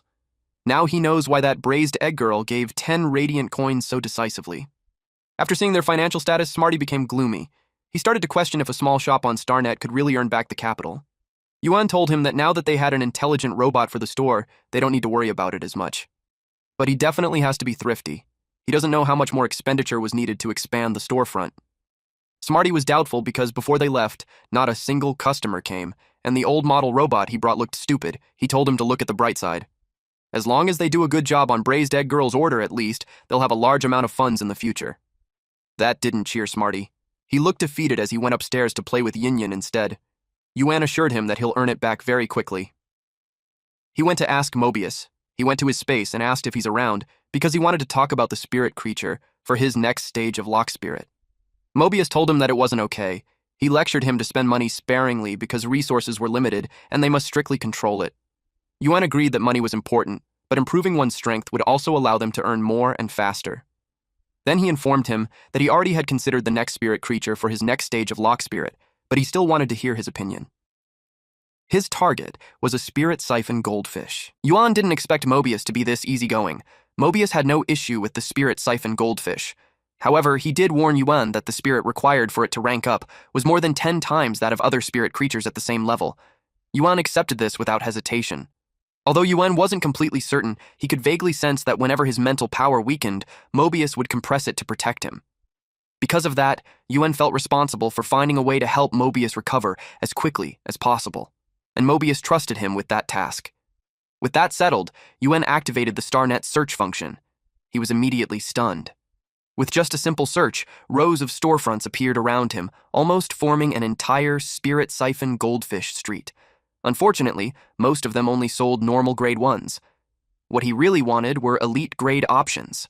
So he checked whether it was possible to directly filter for the highest level storefronts. After clicking a few settings, a massive store popped up. The shop was located about 800 meters in. The space inside was clearly compressed, likely for better display effects. The products were neatly arranged, complete with specialized interface introductions. The overall layout was impressive, worth studying. A woman approached him and asked what he needed. She offered to assist him personally, explaining that the shop employees were currently on leave. Yuan was pleasantly surprised to meet an actual person instead of an intelligent robot. The woman introduced herself as the shop's proprietress, Zhou Jiaxin. Yuan told her that he wanted to buy a spirit siphon goldfish. She nodded and led him toward the aisle. She showed him the pool containing all the normal grade ones. Regardless of breed, they were all priced at 0.5 radiant coins. The red goldfish, with a body more than twice the size of the others, was elite grade, priced at 5 radiant coins. Just as rumored, the spirit siphon goldfish really did recover spirit chi quickly. Simply standing near it made the surrounding chi noticeably denser. But the price made Yuan hesitate. Even a normal grade spirit siphon goldfish was more expensive than an elite grade web-spraying spider. It seemed his original plan of buying an elite grade one right away wasn't realistic. Seeing his hesitation, Zhou Jiaxin explained that the breeds on display weren't considered particularly good. Better breeds would cost at least 7 radiant coins or more. However, for normal grade goldfish, the price was the same regardless of breed. After all, evolving this creature was notoriously difficult, so very few creators were willing to take commissions for it. Yuan thanked her for the advice. He addressed her as boss, but she laughed and told him to just call her sister Shin. She then asked if he wanted to choose based on appearance alone. In terms of nurturing potential, Yuan knew he had to choose the Dragon Eye type. If it underwent atavism and awakened a dragon bloodline, it would be like a carp leaping over the dragon gate. Still, he wondered if he could really be that lucky again, like when the iron-horned rhino ox ranked up. He quickly dismissed the thought and refocused. His real plan was to test whether the lock spirit space could accelerate the goldfish's growth. If successful, the shop's core product would be secured. He pointed out his choice. Sister Shin took note and asked if he needed anything else. Yuan remembered that the water pool in the lock spirit space still needed testing for its spirit chi capacity. That led him to purchasing additional energy ores. She offered a discount if he bought in bulk, lowering the price to 500 Federation coins per caddy. Yuan decided to buy 2,000 caddies. She froze in surprise. Yuan asked if he could pay by directly scanning his star card. She confirmed that he could, and explained that Ostrich Logistics would deliver everything to his registered address. The sheer volume of the purchase made her assume she was dealing with a major client. She then mentioned that if Yuan was concerned about feeding the spirit siphon goldfish, she recommended butterfly shells. While relatively expensive, they were known for their miraculous effects in promoting spirit creature growth. Yuan thanked her for being so considerate. Yuan felt a sharp sting as his last bit of radiant coins disappeared. Still, this supply should be enough to feed the spirit siphon goldfish for 3 to 5 months. She suggested that they add each other as StarNet friends. That way, if he needed anything in the future, he could contact her directly. As long as he could pay the price, she could source it for him. Yuan replied that it would be an honor. He was genuinely glad. Rare materials were always scarce, and being able to order them directly would save him a lot of trouble. He was about to say something when she beat him to it, already guessing that he would need more energy ores, butterfly shells, and a few more spirit siphon goldfish. Yuan confirmed it, adding that inferior-grade energy ores would be sufficient.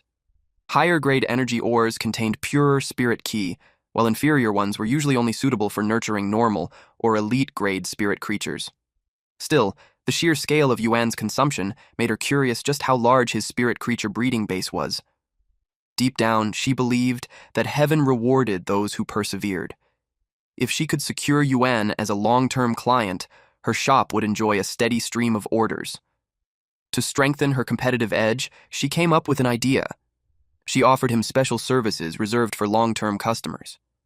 Yuan immediately became interested. She explained that not only could the shop acquire a portion of the spirit creatures produced by long-term clients, but they could also provide heavily injured spirit creatures.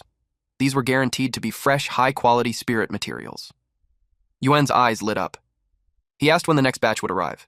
She told him it would be in 3 weeks, and that she would notify him via StarNet if anything changed. By then, Yuan's capital flow should be stabilized, so he saw a lot of potential in this arrangement. Only then did he realize he had been in the shop for quite a while, yet no other customers had entered. It puzzled him. This place was too good to be empty. She explained that today was the match of the sequence 100 Suns, held at the radiant stairway of the Starry Sky Tower. Whether shop clerks or customers, most people had gone to watch. Yuan asked if it was the Violet Thorn's 100 Suns. She shook her head and said it was something even bigger, the Radiant 100 Suns of the Radiant Federation. After that, Yuan left the shop. She assured him that the goods would be delivered soon. He couldn't believe the match had already started.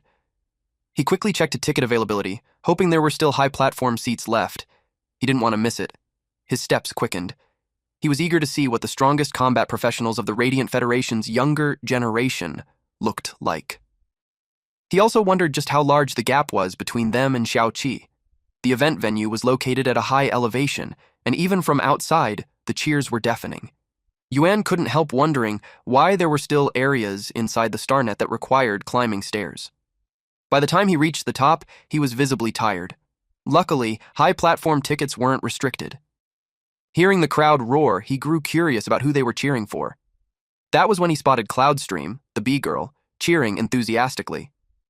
She heard someone call out to her and turned her binoculars. When she realized Yuan was standing right beside her, she casually commented that his face looked huge. Yuan told her to put the binoculars down first. Cloudstream argued that there was no rule saying she couldn't cheer for both sides at the same time. No matter who won, she'd be happy either way. Then she asked Yuan who he was supporting. Yuan copied her logic and said that he supported both of them. That answer immediately pleased her. She laughed and said that Yuan, whom she knew as Deep Mountain Old Forest, clearly had good taste as well. Yuan reasoned that both combat professionals were outstanding. Of course, the real reason was simpler. He had no idea who either of them were. Her excitement peaked and she suddenly grabbed his hand. Only then did she realize what she'd done. She quickly pulled away, clicking her tongue in embarrassment. Yuan felt slightly offended. After all, she was the one who grabbed him first. To make up for it, she handed him a telescope so he wouldn't miss a single detail of the battle. Just listening to commentary wasn't enough, she said. Yuan happily accepted it and thanked her. He realized that even though she was a bit awkward, she wasn't that bad. Through the telescope, he noticed that the two sides had completely different combat styles. What caught his attention the most were the healing-type spirit creatures. Cloudstream asked who he thought would win. Yuan said that the sequence member with the higher rank should have the advantage. On top of that, both sides were already using gold-rank spirit creatures. The short black-haired woman with red streaks stepped forward. Her bear-like spirit creature raised its palm and unleashed a molten lava palm strike. A burst of flames surged forward and completely engulfed the opposing spirit creature. The calm, long-haired woman responded immediately, commanding her hibiscus snow tree to use snow cold on the ice soul grass. With that, the hibiscus snow tree dispelled the flames, and the lava bear's rapid assault was largely neutralized. The short, black-haired woman with red streaks quickly realized that the opponent's teamwork was hard to break. Still, she wasn't about to back down. She ordered the lava bear to use burst charge to restrain the hibiscus snow tree. The beast rushed forward, flames roaring around its body. Its claws came crashing down, blasting the ground apart around the enemy. Yuan was impressed by the sheer ferocity of the offense. Cloudstream explained that Lady Shiranui was a power assault type spirit chi professional, while Lady White Devil specialized in healing. Naturally, Lady Shiranui had an advantage in raw pressure. However, there was no need to worry, because in terms of sequence ranking, Lady White Devil was much higher. Lady White Devil's real name was Daisy. Her nickname was White Devil, and she held sequence rank 18. She quickly healed the hibiscus snow tree and suppressed the lava bear's momentum. Lady Shiranui, whose real name was Anna, was ranked 47. She was impressed. She hadn't expected Daisy to still have enough energy to stabilize both spirit creatures under such an aggressive assault. But her attack wasn't meant to end in just one wave. Under the relentless pressure of the twin bears, the hibiscus snow tree could only defend passively. The crowd began to wonder if the balance of victory was starting to tilt. The war of attrition dragged on for half a quarter hour. Anna taunted Daisy, pointing out that her spirit key reserves were clearly struggling. This made Yuan wonder, despite the higher sequence rank, was a healing type really at a disadvantage against a power assault type? Daisy calmly responded that the gap between sequence 18 and 47 wasn't as simple as Anna thought. She activated Snow Cold. Her spirit creature's aura flared violently. She followed up by commanding the Ice Soul Grass to use Extreme Cold Seal. The lava bear roared as it was trapped within layers of ice. Anna was genuinely impressed. Even after fighting for that long, Daisy could still unleash such a large-scale move. Both lava bears were frozen solid, but the hibiscus snow tree and ice soul grass didn't look much better either. Cloudstream grew nervous. Even though Lady White Devil had countered and stopped Lady Shiranui's assault, that kind of seal wouldn't last forever. Once it broke, Lady Shiranui would immediately counterattack. Yuan, however, knew things weren't that simple, because White Devil was a healer. Just as he expected, Daisy summoned the Revival Butterfly and activated Wings of Revival. Her spirit creature's vitality surged back. The audience gasped. Their injuries were restored almost instantly. While not fully healed, they had clearly regained combat capability. Anna laughed in disbelief. Still, she declared that she would be the one to win. Then, unexpectedly, her spirit creature broke through, evolving into a platinum rank flowing flame giant bear. Daisy admitted that she hadn't anticipated such a dramatic breakthrough. But it didn't shake her resolve. Instead, she released red butterflies. They spread throughout the entire arena. Anna sneered, saying that no matter what Daisy tried, she wouldn't be able to break her flowing flame critical strike, a technique combining offense and defense developed specifically to counter her. Daisy didn't respond. She simply let the butterflies attack. They pierced straight through the giant bear's body. The flowing flame giant bear threw its head back and let out a pained roar, blood spraying as the delayed damage finally erupted. Anna froze in shock. Seeing her spirit creature fall, she dropped to her knees as the host announced the victor, Lady White Devil Daisy. She earned a Stairway Glory Star. With a bitter smile, Anna admitted that she hadn't expected the Revival Butterfly to evolve into a fantasy breed at gold rank. She acknowledged her loss without excuses. Daisy smiled and extended her hand. She explained that it was no longer a Revival Butterfly. After evolving into a fantasy breed, it had become a Calamity Butterfly. She encouraged Anna to cheer up, reminding her that the audience was watching. The crowd erupted in cheers. Cloudstream excitedly shook Yuan, saying that Lady White Devil was insanely cool. And even though Lady Shiranui lost, as expected of someone who commanded bears, her offense was explosive and unforgettable. Yuan quietly reflected that his sister's battles at school were nothing compared to what he had just witnessed. For the first time, he truly understood the strength of the Radiant Federation's top young combat professionals. It was time for Cloudstream to say goodbye. Before leaving, she reminded Yuan not to forget her web-spraying spiders. Yuan still couldn't get over how terrifying a fantasy breed was. A gold-rank healing-type spirit creature had actually crossed ranks and defeated a platinum-rank combat-type spirit creature. The rune in his hand was the key to allowing a spirit creature to evolve into a fantasy breed. And coincidentally, it was most compatible with healing-type spirit creatures. However, the only healing-type spirit creature he currently possessed was Lily Luara. He knew it was still too early to worry about that. Just then, he suddenly heard Yin Yin muttering poetic nonsense like, "Starry sky, sprinkling down lonely light, silence guarding faint hope, stumbling all the way, unable to see the distance clearly, yet refusing to let go of the desire buried deep in the heart. Yuan went to his room and asked what they were doing, since he could clearly hear them from downstairs. The two were startled. Smarty immediately switched tabs and scolded Yuan for not knocking. Yuan didn't understand why he had to knock on his own room. That only made him more curious about what they were hiding. Smarty was sweating bullets as he explained that Yin was just practicing singing and he was helping her find sheet music. Yuan told Smarty to make some room. He needed to look up some information. Yin whispered to Smarty, confirming that Yuan hadn't noticed anything. Smarty replied that it was fine, saying he had closed the computer fast enough and that the account had been registered secretly, so Yuan wouldn't find out. Yuan read about the requirements to promote a copper rank spirit creature to legendary quality. At the very least, C rank spirit key was required. Otherwise, he would just put the 2 web-spraying spiders up for auction online. They would still sell for a decent price. Just then, someone rang the doorbell, so Yuan went downstairs. It was Ostrich Logistics.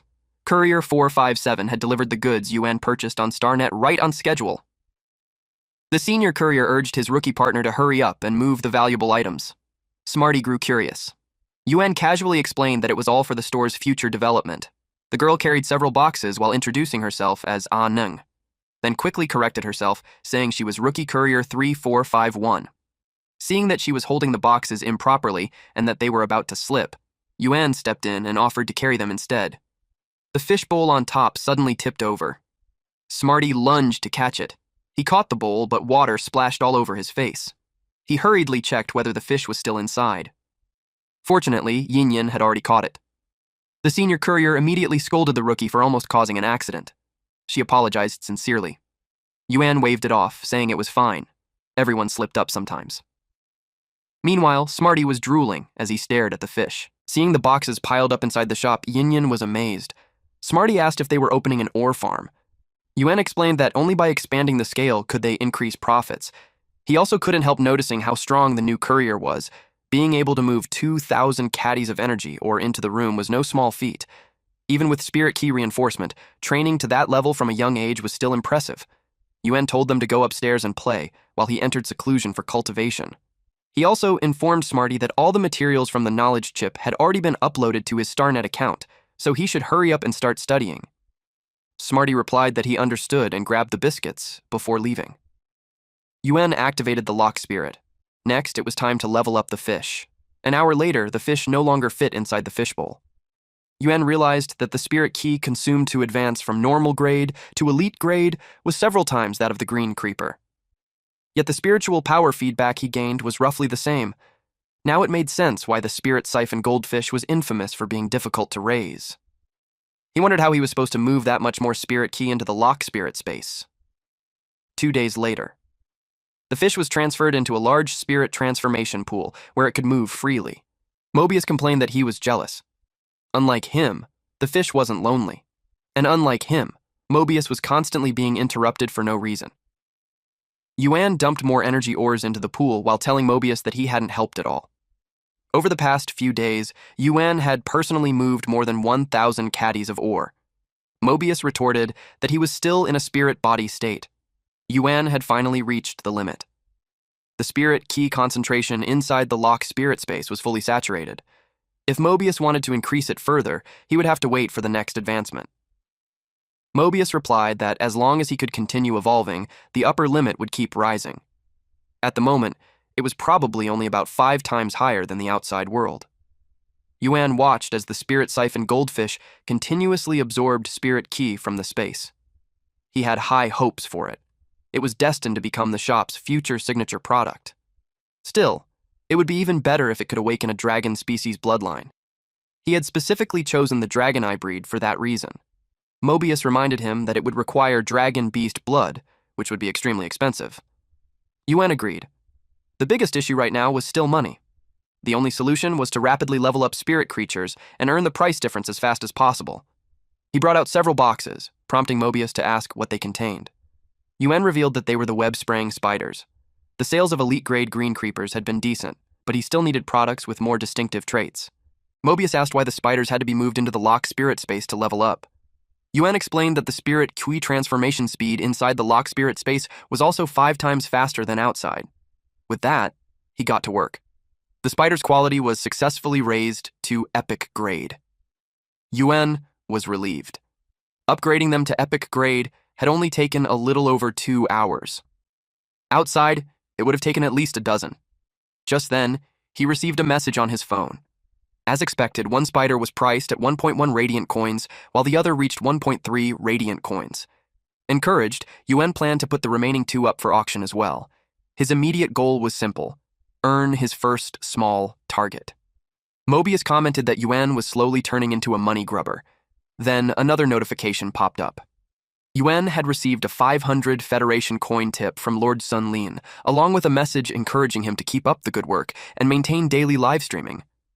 Yuan was baffled, since when could a StarNet shop receive tips? Then it clicked. He rushed upstairs where he could clearly hear Yin Yin singing. He burst open the door and demanded to know what the 2 of them were doing. Both of them jumped in fright. Smarty hastily replied that they were studying. Yuan tried to approach the computer to verify that claim, but the 2 blocked his way. His eyes widened when he discovered that they had become visual streamers. The chat was filled with praise for the beautiful voice. Many viewers were completely hooked by the song and searched for it on StarNet, only to realize it was an original. Some viewers even sent tips, while others were confused as to why the streamers' faces were blocked by GIFs. The chosen streamer name is Kuei Yin Luo. Yuan shared that if it weren't for the shared income and expenditure system, he wouldn't have known that they were starting a career behind his back. Yin Yin was proud of the name. It was well suited for Yin Yin, who likes eating green creepers, and Smarty came up with it. Yuan noticed how proud she was. They don't dare to show their faces, so it made him curious how they chose the visual streamer track. She answered that Smarty said it's the only way they could create differentiation within the same track. Yuan had to probe Smarty. Smarty answered that he got tired after studying a few hours every day, so he might as well hand the time over to Yin Yin to utilize it effectively. Seeing that the account has been open for a few days, and although there were quite a few bullet comments, there were very few followers. It was a small-time hobby, so he just let them play. Though other soundbirds like to exercise their control over sound waves, their family's Yin Yin had just liked singing since it was little. He stopped being mad since he thinks it was a good thing that they plan to effectively utilize their specialties and hobbies. At this time, it wasn't just a few followers, though. He hadn't realized yet what kind of legend Kuei Yin Luo would become in the streaming world in the future. Those 2 were happy that they finally got Yuan's permission. But he set conditions that they couldn't accept inappropriate tips. He set the limit to be 500 Federation coins. Also, he wanted them to change tracks and make it to a visual voice actor track. Those 2 were so elated that Yin Yin carried Smarty on her back and they sped off. Yuan commented that the children had grown up and stopped listening. Mobius commented that those 2 were quite interesting. Yuan didn't want to talk about them at the moment, since he's worrying how he could make him level up.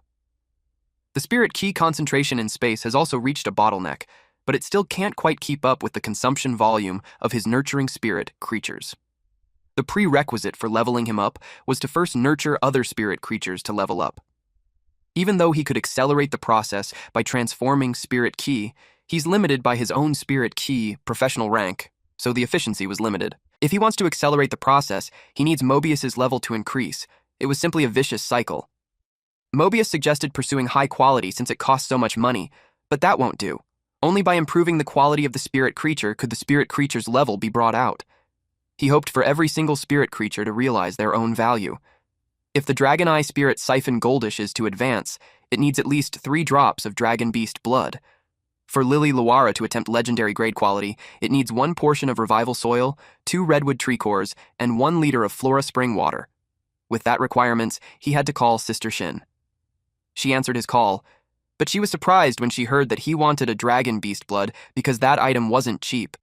But deep inside, she was thrilled that her judgment was correct. He was truly worthy of a patron who spent nearly 5 radiant coins the first time he entered the shop. She gave him a quote that the price of the gold rank Dragon Beast blood is 80 radiant coins, while for a platinum rank Dragon Beast blood, it's 2,000 radiant coins a drop. If he could take a large quantity, she would give him a discount and a guarantee that it hasn't been diluted. His silence made her ask if he's still there. In reality, he was left crying because he couldn't afford it. He cleared his throat and clarified that he was just asking first. And aside from that, he wanted to order 4,000 caddies of inferior energy stones and 3 spirit siphon goldfish, normal grade. She could easily get him his order.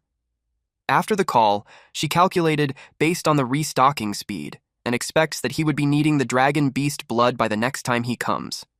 She planned to prepare since she now has a pretty good patron. 2 hours later, more fish were swimming in the pool. Mobius commented that the delivery was way too fast. Yuan had just finished upgrading 5 web-spraying spiders to epic quality, but the money he earned for the past few days was down to only 0.4 radiant coins again, and the spirit key in the space has been consumed by more than half. He envied those goldfish for living a carefree life. He started feeding them. The first goldfish in the pool started acting aggressively. Yuan was confused, since those fish originally live in the same pool. The transformation pool was only bigger, and yet they started fighting. Mobius answered that he was too naive. He explained that it's the natural selection, survival of the fittest. Evolution is inherently the most creative ability nature bestows upon living beings. So no matter what kind of spirit creature, they would not easily share the spirit key supplying themselves with other spirit creatures, even if they were former partners. Yuan knew it was the reason why the strong get stronger and it's difficult for the weak to rise. Mobius was glad that he was enlightened, though he added that nature was also balanced. The more powerful the individual, the more they should understand coexistence and order.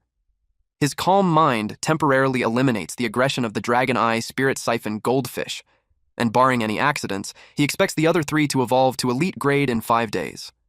Yuan entrusted that to him and added more ore. He checked his phone and was glad to see that the green creepers sold out so fast. Mobius had just finished upgrading a few web spiders, so he decided to restock them.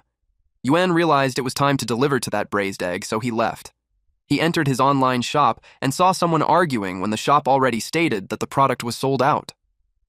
The girl complained that when she saw the monk, she let him order first, but he actually dared to sweep everything away. The monk simply replied that the Buddha taught them not to rob. She got angrier and grabbed him by the collar. She was angry that she already helped him, and yet he dared to lecture her. She challenged him to meet offline. Yuan yelled at them to stop arguing, or they could take it outside his shop. He displayed the web-spraying spiders. The monk was shocked. He could tell that it was a work of a 2-star creator. The girl couldn't believe that it was an epic quality. Yuan clarified that those were custom ordered and not for sale. The monk got interested in the requirements for a custom order. He explained that he's temporarily not accepting custom orders for that month and would resume the business next month at earliest. Simultaneously, those 2 asked if he still had elite-grade green creepers. Unfortunately, they were sold out and he won't be selling any more after that.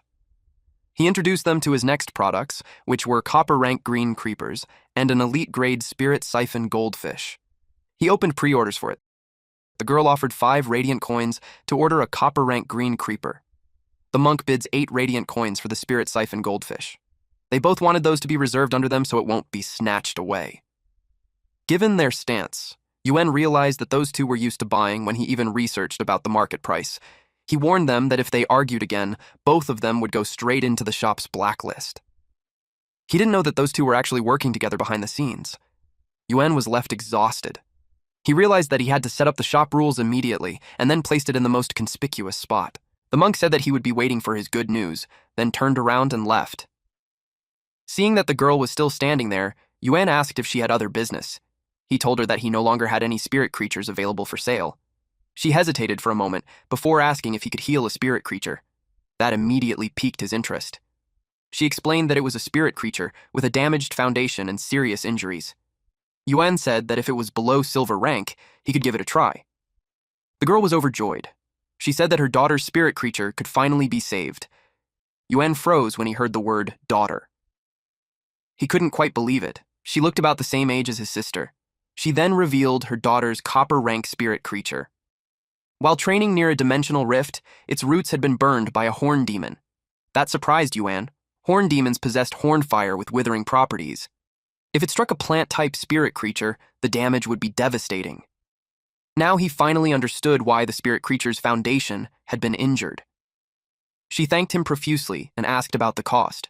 She admitted that she didn't have enough money right now, but promised that she would scrape it together by next month.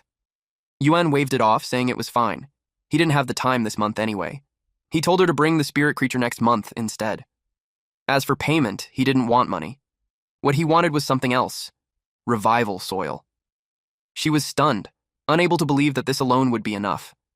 Naturally, she accepted the deal without hesitation. She promised to find it for him. If she succeeded, they could discuss the treatment fee again. Yuan was genuinely surprised. Even Sister Shin couldn't obtain revival soil, which meant this woman definitely had connections. With that, his revival soil problem could be considered solved. Flora spring water could be handled with money. That only left the redwood tree core.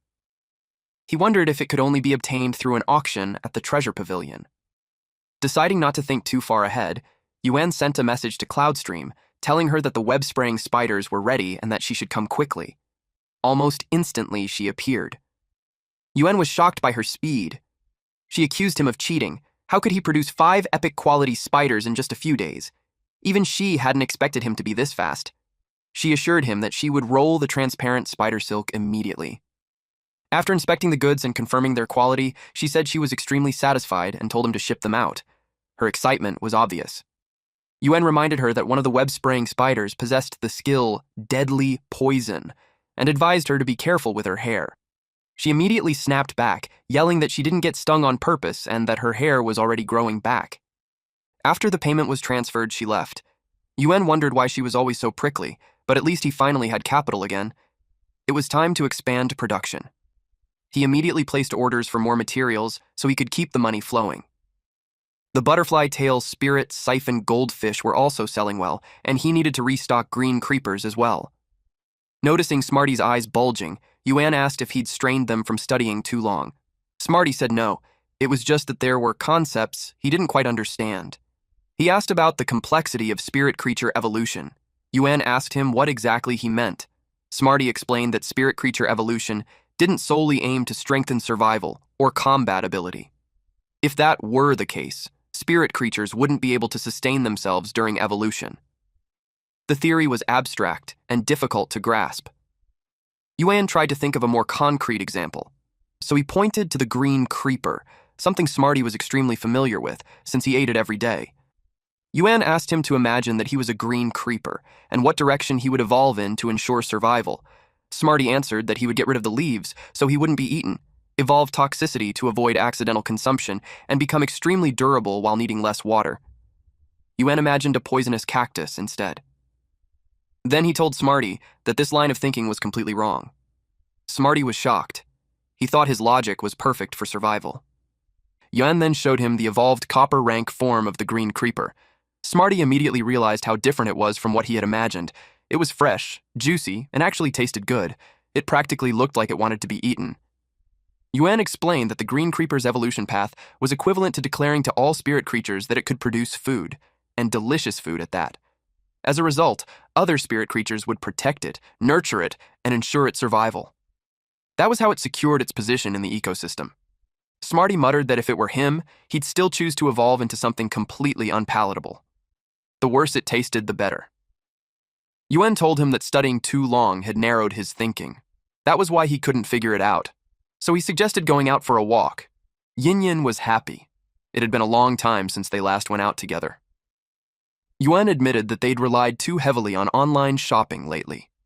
At a massive screen, they watched the city lord Ling Xiao announce that the Radiant Federation Creators Guild would reform the Creator Certification Assessment. Anyone who completed the 1-star creator assessment within 2 hours could skip 3 lifestyle profession advancement assessments and directly challenge the 2-star creator exam. This was incredible news for Yuan. It meant he could directly aim for 2 stars. He silently vowed to secure it no matter what. Yin also expressed her support. The next news segment focused on the Federation. Recent investigations showed that dimensional rifts would enter an active period lasting half a year, during which an exotic beast tide would emerge. The Radiant Federation would enter a state of combat readiness. Citizens were advised to prepare in advance and not panic. During the active period, the Federation would dispatch spirit guards to help resist the exotic beast tide. Images of spirit guards in full uniform flashed across the screen. Yuan suddenly remembered asking his parents where they were going when he was young. They told him to take good care of Jue, saying they were heading out for a bit and would be back by the time he woke up. But the next day, an injured man came to inform him about his parents. Zhui woke up and asked where their parents were. Yuan had to tell her that they wouldn't be coming back. She cried loudly. Yuan hugged her and promised that he would take care of her. As he did, he tightly gripped his parents' badges in his hands. Standing there frozen, Yuan didn't notice Yin and Smarty panicking as they tried to get his attention. He finally snapped out of it, hugged them both, and assured them that he was fine. That was their cue to head home. Only then did he realize. The badges his parents carried were the symbols of the spirit guards. When Yuan got back home, he immediately sat down and began researching on his computer.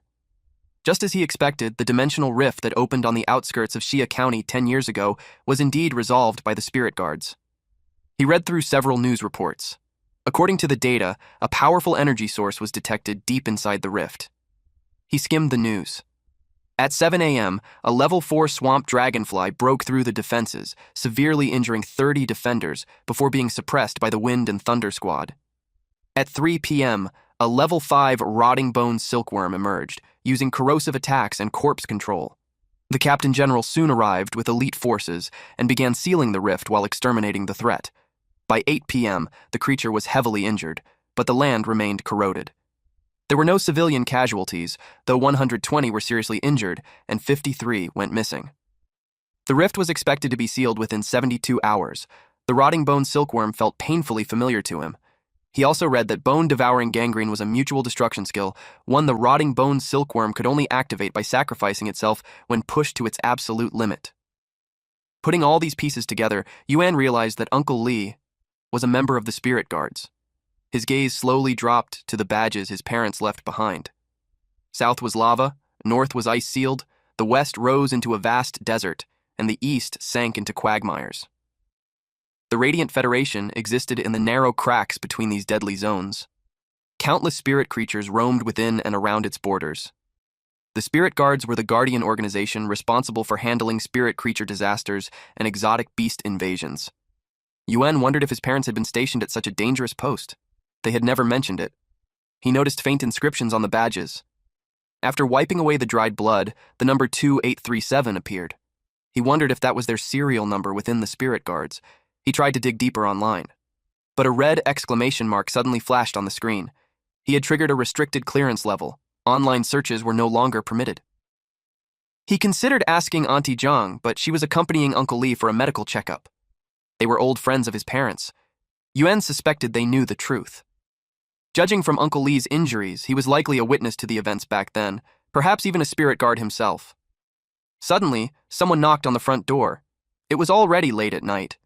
Yuan initially thought Auntie Zhang had returned, but she wouldn't knock like that. Xue was preparing for the 100 Suns recently, so she wouldn't be coming home. Even if she did, she would notify him beforehand. Anyone related to StarNet transactions contacted him through his phone. That made Yuan both wary and curious about who it could be. The knocking pattern changed, as if a different person had taken over. The worst-case scenario flashed through his mind. His ability to upgrade and evolve spirit creatures had been exposed, and someone had come to kidnap him. Smarty and Yin woke up and asked who it was. Smarty jokingly asked if Yuan had stolen someone else's business. Yuan told him to stop talking nonsense. He barely had any stock. There was no way he had stepped on anyone's toes. He quietly instructed Yin that if he retreated after opening the door, no matter who came in, she was to immediately release turbulence and sound spike at the entrance.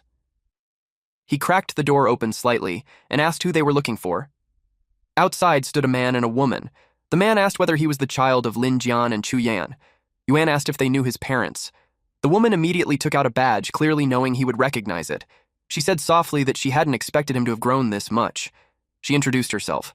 They were from the spirit guards. Her name was Su Jin, though she preferred to be called Auntie Su. The man beside her was Dong Hai. He asked whether Yuan had recently attempted to access the spirit guards' internal database. They had traced him through that. That confirmed it. His parents had truly been members of the spirit guards. Dong Hai said it was a long story. The aftermath of that battle had been extremely chaotic. Back then, many spirit guards carried out missions under hidden identities, which made later investigations difficult. The headquarters' follow-up handling still had unresolved gaps. They apologized for coming so late. Then he handed Yuan a blood-stained piece of cloth. Yuan asked what it was. Dong Hai said it was for Yuan and Shui's future. There was writing on the cloth. Yuan recognized the handwriting immediately. It was his mother's. Donghai explained that spirit guard missions were incredibly dangerous. That was why Auntie Zhang and Uncle Li chose to keep the truth from him. They silently accompanied and protected the siblings all these years. He hoped Yuan wouldn't blame them. Rubbing his eyes, Yuan said that he didn't blame them. If anything, it was thanks to them that he and his sister were able to grow up safely. Donghai, who told him to call him Uncle Dong, also promised that he had Yuan's back. If Yuan ever needed help, he could come to him. Auntie Sue cleared her throat, reminding Uncle Dong of something important. That item had been exchanged using all of his parents' accumulated merits, along with repeated applications from old Zhang and others. Yuan asked what item they were talking about. Uncle Dong told him it was a source seed. Yuan asked what that meant. Auntie Sue explained that dimensional rifts didn't only bring exotic beast tides, they also birthed various treasures known as source-type items. Only when a source-type item was removed would a rift finally close. The source seed was one such item. A source-type treasure capable of sealing a level 2 dimensional rift. Alright, that's it for today's story. If you want the weekly chapter updates for this series, those will now be uploaded on my second channel, Manhwa Updater. So if you don't want to miss what happens next, make sure to check it out and join the update gang. Thanks for watching, stay cool, stay awesome, and I'll see you in the next one.